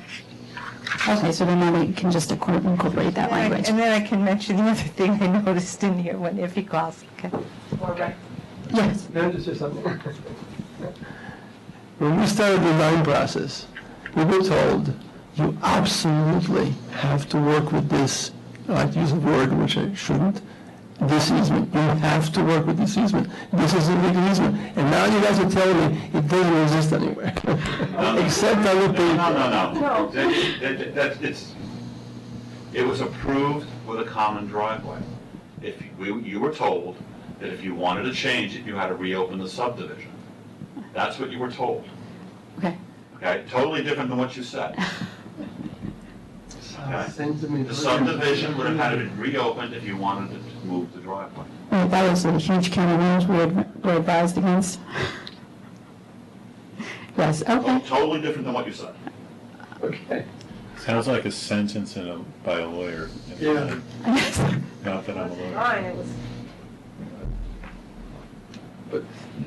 Well, I think that issue needs to be resolved, and then you have the other issues. It should be, it's such a small, it's not a big deal. So it should be a fairly straightforward, benign thing. We just need to get some language incorporated. That's why I said it. Okay. Unless I'm missing something, it seems easy to me. Lot 12, it says you can cross over. Okay, and it's drawn that way on the map, so it seems fairly clear, but okay, we can incorporate that language. All that being said, it sounds like we have to come back for these final things, but can we have at least permission to go to ARB for review of the aesthetic of the building? I think so. Yeah. I appreciate that. Okay. All right, so... We can move the process on. Yes. Excellent. Okay, we'll see you in the next month or so with the answers to the last questions, and then... We'll be here with bells on. Very good. All right, thank you. You're welcome. We're saving the trees here. I see that.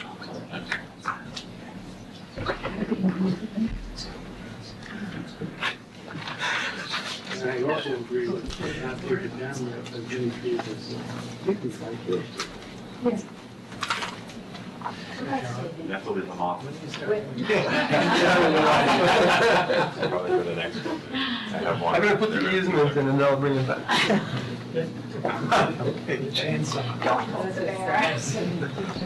Okay, the next item is 2017-26 to South Astor Street.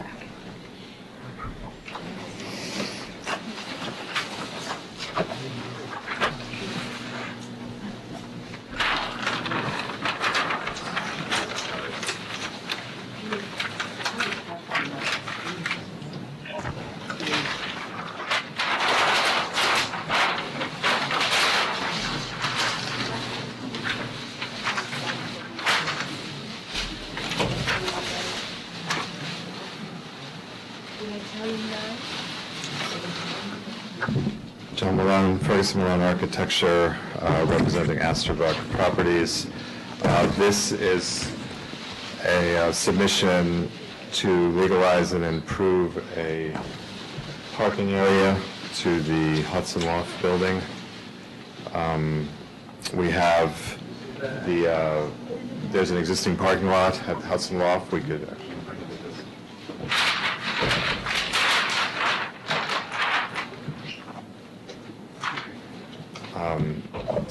the larger building is the Trent Building. Here the people are familiar with, now called Sanford White, I think. And this is the smaller gray concrete block building that's now being used as an event space, Hudson Loft. There's an existing parking area on the MTA side of that building, and the area that we're talking about is this area that has been graded, and some retaining walls have been gravel and retaining walls. And I think the owner had started this process and had told them that they needed to get proper approvals to do it. So the goal of the project is to add a little bit of additional parking in that area. And we're not proposing significant changes to it. We had met with Doug Hahn when we initially got the call from the owner and sort of reviewed the condition and sort of tried to identify what minimum level of engineering needed to be completed to make sure that what was shown was feasible, would stay in place, would deal with issues like stormwater, and would be appropriate. So this is the design that we are showing. It's not dissimilar from the condition that's there. It's just a bit more level, and the walls are shown as engineered.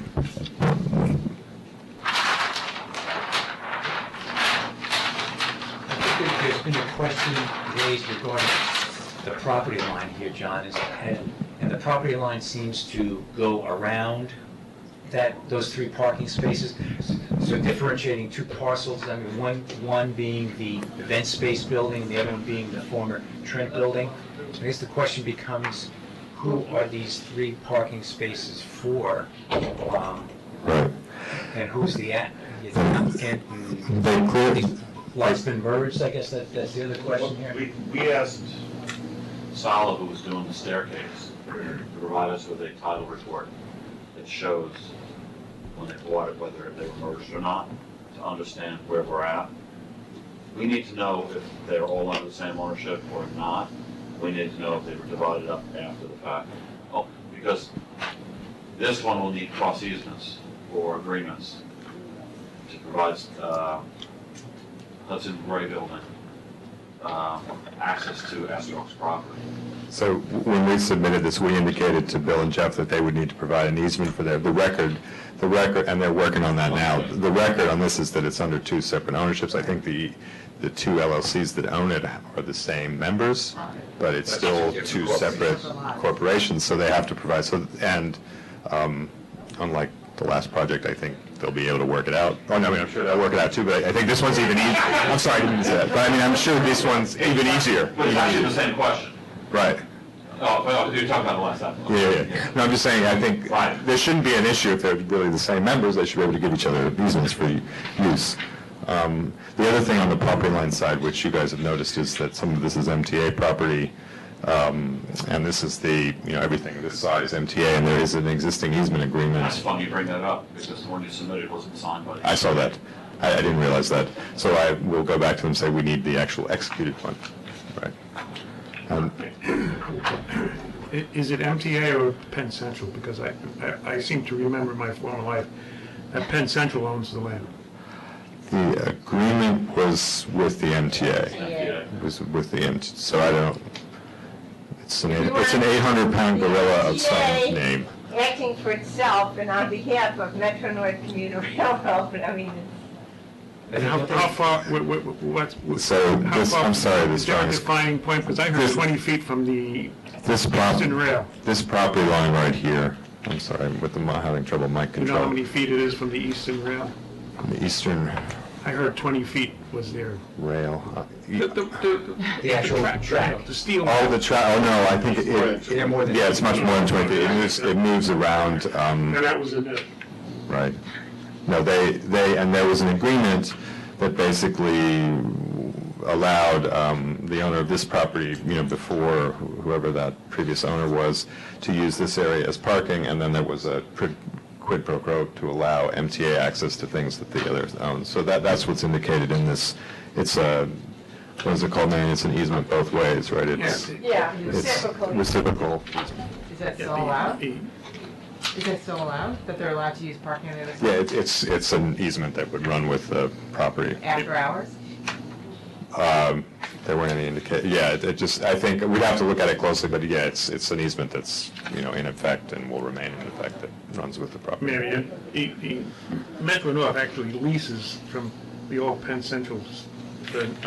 Like years, there's over 200-year lease that they have. Now, do they have the right under the leasing to? You know what? I think it's. None of us will be here then. I'm trying to figure out Metro. No, we have this easement agreement between Metro North and yeah, it's always. Okay. And you know what? Metro North doesn't. They're so difficult with these things. They don't sign it unless if they sign it, it's good. I mean, from there. I mean, I don't mean if it's signed it, it's good. If it's signed, they're bound to it. I think Marion is just looking for the actual record of the executed document as opposed to what this is, what we submitted. Yeah, it's half executed. Right, it's Ed. Yeah, Marion doesn't care. So that actually is the first two comments that we had there. Oh well, actually and also just so you understand, because we don't want to talk to the MTA about what we're doing here, that the proposed improvements are on Astorbuck's property, or on, they're not extending into the MTA easements. The other question was the request for coverage. Okay, if it's not extending onto the MTA's property, why is the easement? Why did you include the easement? The area's access plan. No, the area's access plan. You have to read it to understand it? Well, it's adjacent to it. I think, I thought people would have questions about this parking when you see that this parking is off over the property line. But your parking isn't going on. No, the new parking is. Access to new parking, you have to drive over MTA property. Right, you have to still use the easement. I don't know. I was trying to be thorough. Okay. By sending an unsigned easement. Oh, nice. Well done. Well done. So then the other thing that I wanted to bring up, we didn't include any coverage analysis or coverage calculations with this because our reading of the code there doesn't seem to be any coverage limitations in this zone. So there's a request here for coverage calculations, which I'm trying to understand. There is a coverage, yeah.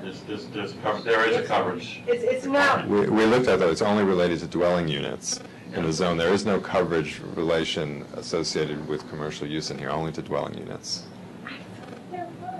Yeah. Work that out, Marianne.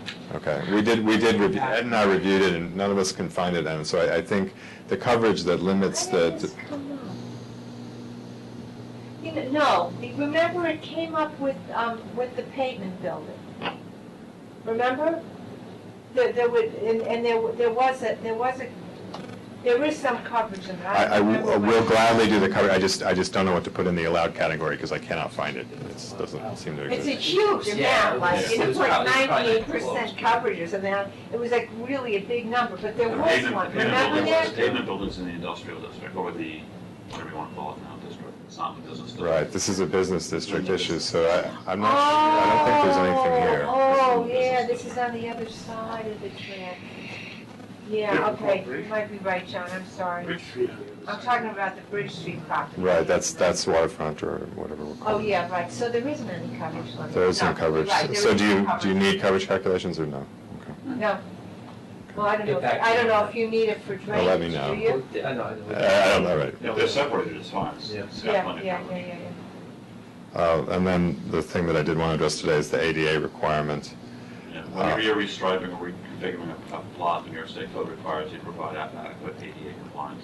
So we don't have to do it in the new spaces that we're showing, but we would. Do it in the whole parking lot. We'd have to indicate that the parking lot as a whole addresses the ADA part. It's compliant with the use of the building. Right. So in terms of the calculation, it would have to be related to the use. Use of the building. Okay. Why are you saying that cryptically? Is there something you need to tell me? What's the occupancy load of the third floor? Right, right.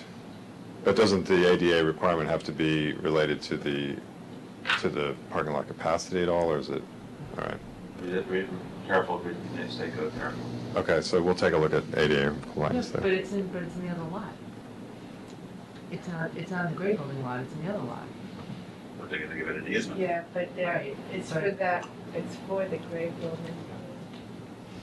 Okay. Can we maybe have a convo offline after I look at that? Yeah, read it first. All right, okay.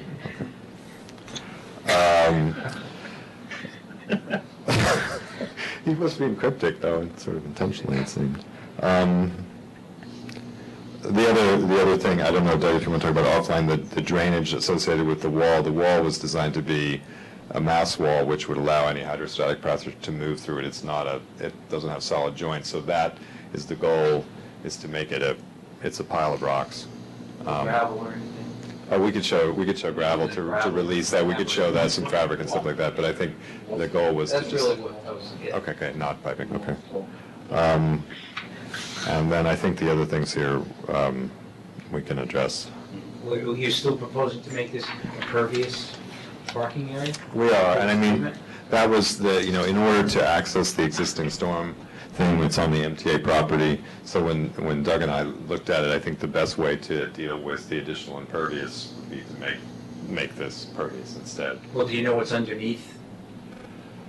What's The underneath? stone that's there, I mean, is it the type of soil that would accept the stormwater, or is it just going to, it's just going to run off it because it's not going to seep in? It's not changing, and I was thinking about that after we spoke. It's not changing, it's gonna be flat, and it's gonna provide a ton of storage underneath. So. Well, is the store, that's one, is the storage going to be It's gonna be capable? more than what's there. I mean, right now, it's just a steep slope and everything. It's just running Now up. it's gonna be flat, so it's gonna come, it's gonna hit it, and it's gonna provide some type of storage, and any overflow is gonna go back over and into the drain that's off the That's property, there. so, yeah. Yeah, the act of terracing at least reduces the volume, and then even if we get any... It's just that, when you do pervious pavement, you have to maintain that. You can't just do it and then Right, it has to be kept clean, otherwise The joints get pores filled and, yeah. start clogging up, and then in a Right. couple of years, it's not doing anything anymore. Yeah, So it has to be maintained. It really does. Right. So that's why you have to give it, if you're gonna do that, then you have to give it some sort of maintenance And schedule on it. they, Doug gave us that comment, so we can indicate that. And I think the maintenance would just be to maintain the surface and make sure the joints are open. Yeah, they have certain requirements for the permeable pavers. Okay. Yeah, and I think there is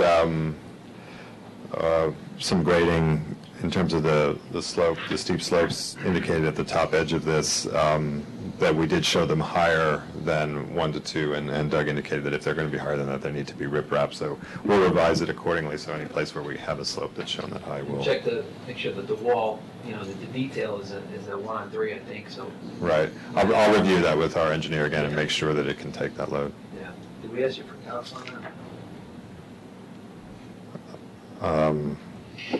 The wall, the size of the stone and the depth of the shape of the depth of the wall was calculated by their structural engineer. So the load behind it, I'll make sure she knows what our load, because also the steepest portion is at the tallest part. The steepest slope impact is at the tallest portion of the wall, so we have to just confirm that. Who was it again? The engineer is Kathy Dunn at Dunn and Marcus. Any comments from any of the board members on this? No. Any comments from anyone in the public on this item? No, I guess you just have to respond to Doug's comments and the comments you heard tonight. Okay. Okay. See you next time. Thank you, Liz. Okay. Next item is 2017-25, 20 East Clinton Ave.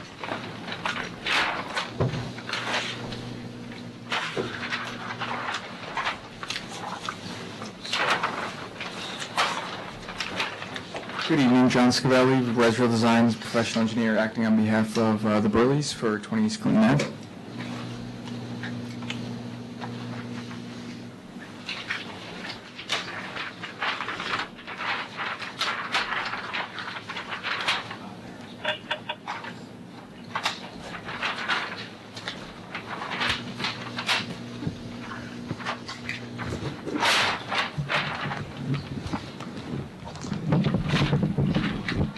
This is a new submission. Basically, what's proposed is for the single-family dwelling is to add a two-car garage and then also an expanded master suite above that two-car garage.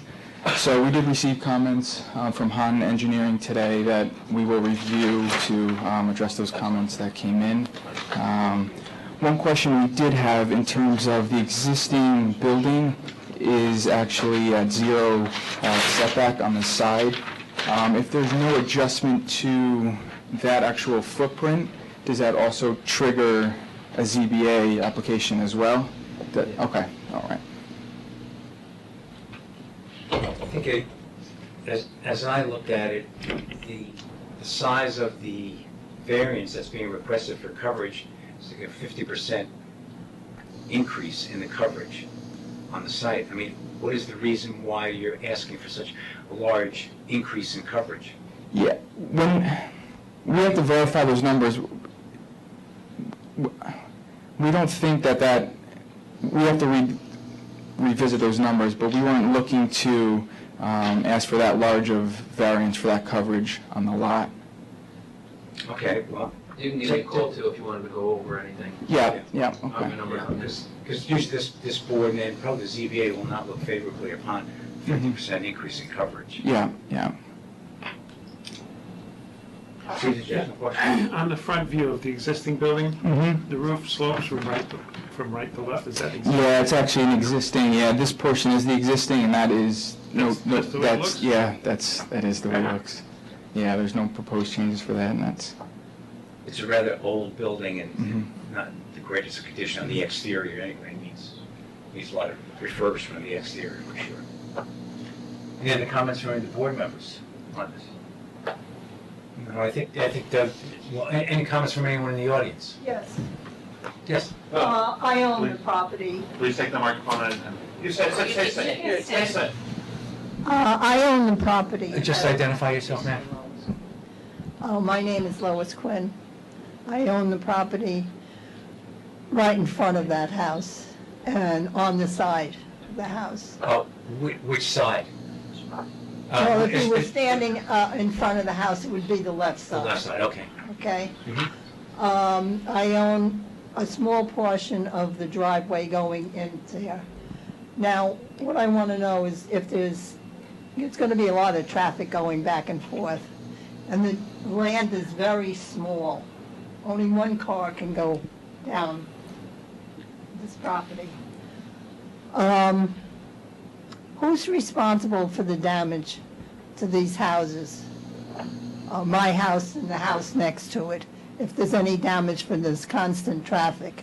Well, it would be the person who causes the damage. I mean, if it's the owner of the property that's doing the development, I mean, they'll be responsible for it, as well as whoever it is that causes the damage. I see. I thought you said you own part of the driveway? Yeah, I own a small portion of the driveway. Which driveway? Their driveway? There's an easement. Yes, you see that shaded area? Okay. Here and then... Yeah. That's all an easement. An easement actually includes Miss Quinn's house underneath. Okay? There is a small alleyway between the two houses at the front. It's about 15 feet wide or so.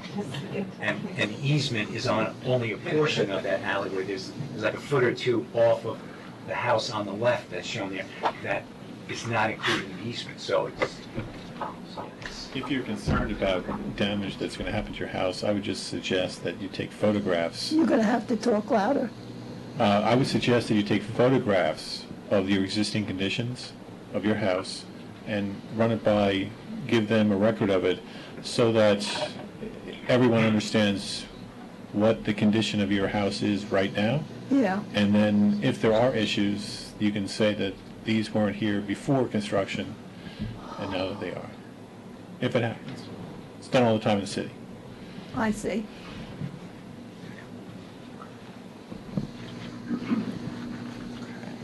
Any other comments? No, I mean, I think at some point what you're going to have to do in terms of the coverage, you're going to have to do an analysis of the other properties around your house and show what the coverage factors are on all those houses too, and those lots.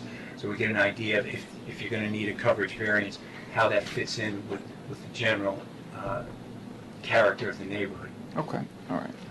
Okay, thank you. Doug, Ed, did you have any specific comments within, or anything that you want to point out within the? No, I think you should just spend some time with Doug to understand the site requirements. Yeah. Take as much time as you need before you come back, make sure you're not. Yeah. You have more details. Yeah. Okay. Hey, Doug, but the size of the property and the size of the new roof is, what about drainage? Did you look at that, or? We got a lot of issues that Okay. have to be resolved. Long before that. I'm sure we have some comments on there, but. Yeah, there were some comments about Yeah, there's retention. There. Okay. Yep. And the last item is 2017-24, 555 Willow in Mercy College. Yes. On your night? 9:17. I said don't come before 9. Good.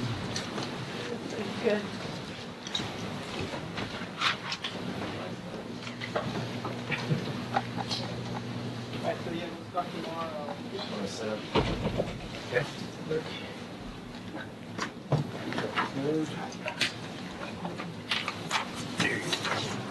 Yeah. Somebody's glasses dropped on the floor.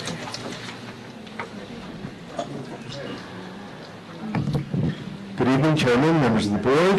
My name is Seth Mandelbaum with the law firm of McCullough, Goldberger, and Stout. We represent Mercy College. And we're back here this evening regarding the special permit for the Irvington side of the Mercy campus. As you may remember, Mercy College is located both in the village of Irvington and the village of Dobbs Ferry, and it has been operating on the Irvington side of the campus under a special permit originally granted in November of 1977. It was last renewed in March of 2014 with an expiration date of 10/31/17. So we are coming back to ask for an additional 5-year renewal on the special permit. And what we'd like to do this evening, if we could, is give you an update on some of the projects going on the campus, which Tom Simmons, the Vice President of Facilities, will do in a moment. Also give you an update on some of the conditions from that 2014 resolution, some of which are still pending for various reasons. Answer any questions you might have, and ask you to consider scheduling public hearing, since it is a special permit, for your next meeting on October 4th. I would also note that, as with the last permit renewal, since it is a renewal of a permit, it's a type 2 action under SECRA, which is acknowledged in your 2014 resolution. So we're asking for it to be treated that way once again. Also, generally speaking, as you know, there are many conditions in the resolution from 2014 that have been carried forward from previous resolutions. And my understanding, and speaking to my client, is that they are in compliance with those general conditions of the special permit. But I would like to highlight a couple of specific ones before I hand it over to Tom to give you an update.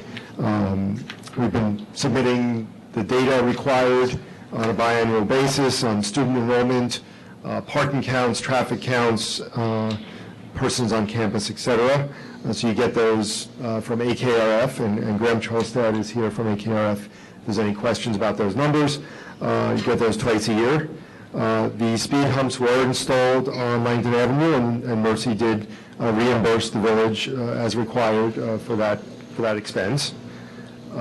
With respect to the new exit lane, remember, a new right turn lane onto Broadway, that has been a lengthy process with New York State DOT. There's also a Con Ed pole that needs to be relocated. We are moving through that process. Steve Grogg from McLaren Engineering is here if you have any specific questions about that process or why it's taking so long. But we do estimate that construction will hopefully start in the summer of 2018 and be done by the fall of 2018. And finally, the other sort of independent project that came out of the last renewal was the pedestrian path that goes from the edge of the campus down to the train station, down to the Ardsley train station. That's a joint project which involves the village, the MTA, and co-op down there. And that is in the end of the design process. Again, Steve Grogg's been working with the village and the other parties on that project, and we're hopeful that can be finalized as soon as the design is done and everything is approved.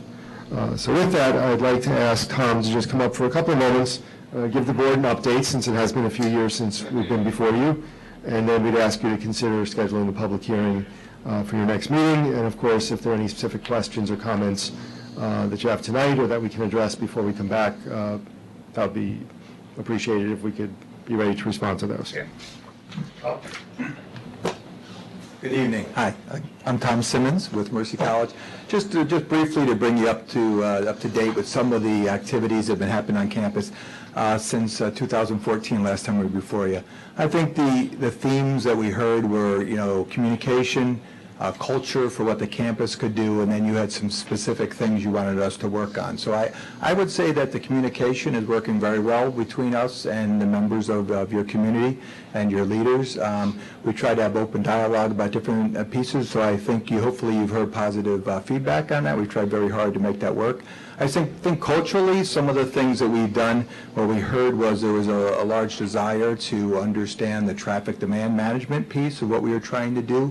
It wasn't always about enrollment, because the campus hasn't grown there from an enrollment standpoint. It's really the impact of the driving and the parking and those type of things. So we've implemented quite a few transportation demand management pieces.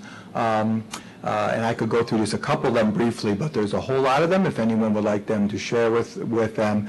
But we've hired a transportation director. We've done a lot of incentives for carpooling and the use of mass transit. We've installed like a smart app on anyone can download on their phone to see where the shuttle's running and all that. So I think the numbers that Graham's company has provided to you would show that the traffic has gone down on those. So some of the things that was a concern on your part to look at, we think are being effective for what that is. Also, the construction of the new residence hall made the population about 700 beds on campus. So with that, as a residential community, you have a lot less cars coming in and out with that piece, so we think that's had a very positive impact. And I would hope you would see just kind of a positive, general kind of cultural approach of how we've treated the Irvington side of the campus. I've worked with your team for shared use of buses for the camps, the different pieces that people have talked to us about that wanted to use the fields, shared fields, and all those things. So I would think there's an open dialogue that's going well. And then the last piece of that, as Seth alluded to, was the projects. The last time we were in here in 14, there was a little bit of a concern on your part about getting that pathway to the train station completed. And as you know, President Hall, our new president, who had come in 2013 and 14, is part of the Ardsley Park group where the house is, and I'd listened to some of the homeowners group from Ardsley Park have talked to me about that, and we've actually taken the lead since your recommendation to actually initiate the design in that project rather than, the last time we were here, if you recall, it was about, if you got your part done, we would do our part, and that's really changed to a much more proactive part on our part. We've hired a really talented team, and we really believe this pathway is going to be kind of a good improvement for everyone in the community. We've met with your leaders, your council, the people from the Hudson House, as well as the Ardsley Park people, and got comments on those drawings. And as Seth alluded to, they're with MTA now. We're excited to change that. And we think with that, it will help culturally that whole feeling of that area. Your team has talked about adding in some environmental or stormwater issues that you had there also. So I won't go into great detail on that. I know it's late, it's been a long night for you, but I just believe that we're on a good path, and we thank you, and I'd be pleased to answer any additional questions you might have about the process or what Mercy is up to. I believe that when you were here the last time for the special permit, it was before that dormitory was built on campus. Correct. And you were busing students in from a number of hotels in the area. Correct. So with the construction, the completion of the construction of that dormitory now, do you still bus students, are you still having students housed in hotels in the area, or is that ceased now with the new dormitory? So minimal ones. For this fall semester, we are over capacity with 30 students, so we'll have 30 people in a smaller bus going. We're optimistic that we've been working with the Village of Dobbs Ferry to renovate Founders Hall, which is the older Mercy, the original dormitory, and as we do that, there's different beds and air conditioning and things we're doing. So our goal is to not have them long-term. Right now, it's just the numbers, we ended up about 30 over. At that point there was almost 400 students that were at that point, so that's changed considerably. And do you have any statistics on the number of students and employees that are using the railroad to get to the school?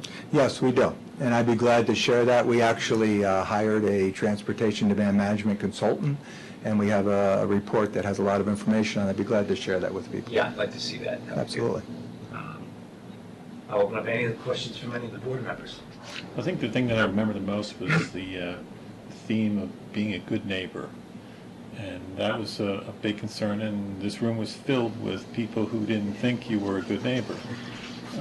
So I think by opening it up to a public hearing and allowing the neighbors to come to, in essence, judge you for what you've done is a good idea. So I don't know of any issues. Not that I remember the horse, the gate, the saw, and whatever. That's a stupid thing. If that's still there, then you have an issue.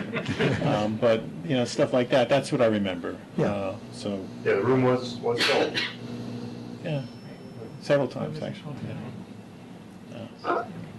Since it's a permit, is there any? I'm not familiar with this. What happened last time? And since it's a permit, as I understand it, can there be conditions in the permit, such as a there are a lot. such as a timetable for the path? Oh, well, you know what? Let me just say on the path, we've really been working a lot on it. Larry and I, Doug, from his, and Larry and I, there's been real cooperation. But there were a lot of things that had to do. We had to have easement agreements with Hudson House, which we got, and an agreement with Mercy, which we've agreed to. I think the outstanding Metro North is important to all of this. So I don't know if it helps to put. I mean, they're not going to pay any attention to any timetable. But I can give you assurances that there's been really quite diligent work on it, diligent enough that they made me come and meet over Christmas. They were talking about it. And Larry's really the heavy lifter on this, and Larry's been coordinating it, and it's moving nicely. It sounds like, originally you described it fairly well, which was very much of, well, we'll do if you start. Right. And what you're saying is that now you're leading the way. Yeah. Which is a different approach than was done previously, so. Okay. Right, and also part of the agreement that, it was how the cost would be shared, because part of it was the village cost and stuff like that. And if you've been on the campus... We were able to come to agreement on all that. And if you've been on the campus and you've seen the new pedestrian kind of quad in the middle in front of the new residence hall and the walkway that goes up to Victory, it's the same scale as that. It's a nice scaled walk with the pedestrian lights along the edge of it and all those sorts of things. So it's more than just a walkway. It will have a vista view out, and it will be a nice thing. I can also state that scientifically, there is an increase of people getting on and off at Ardsley, and they're all kids. Highly scientific. What is the status with New York State DOT in terms of that turning lane? So Steve can address the details on that if you like. Good evening, Stephen Grog, McLaren Engineering. Where do I start? Yes, probably about 9 months ago, we had completed all the review on the actual traffic signal, the technical review with the permits people. What came up at the very end of it is our surveyors had surveyed that, and actually, because based on all the deeds of record and all the records we got from DOT, the Mercy property line in Irvington actually extended into the right-of-way. And what DOT did research and found that when the original traffic signal was installed, a condition of that permit was that at that time, Mercy was supposed to dedicate this additional right-of-way as part of the permit, and it was never done.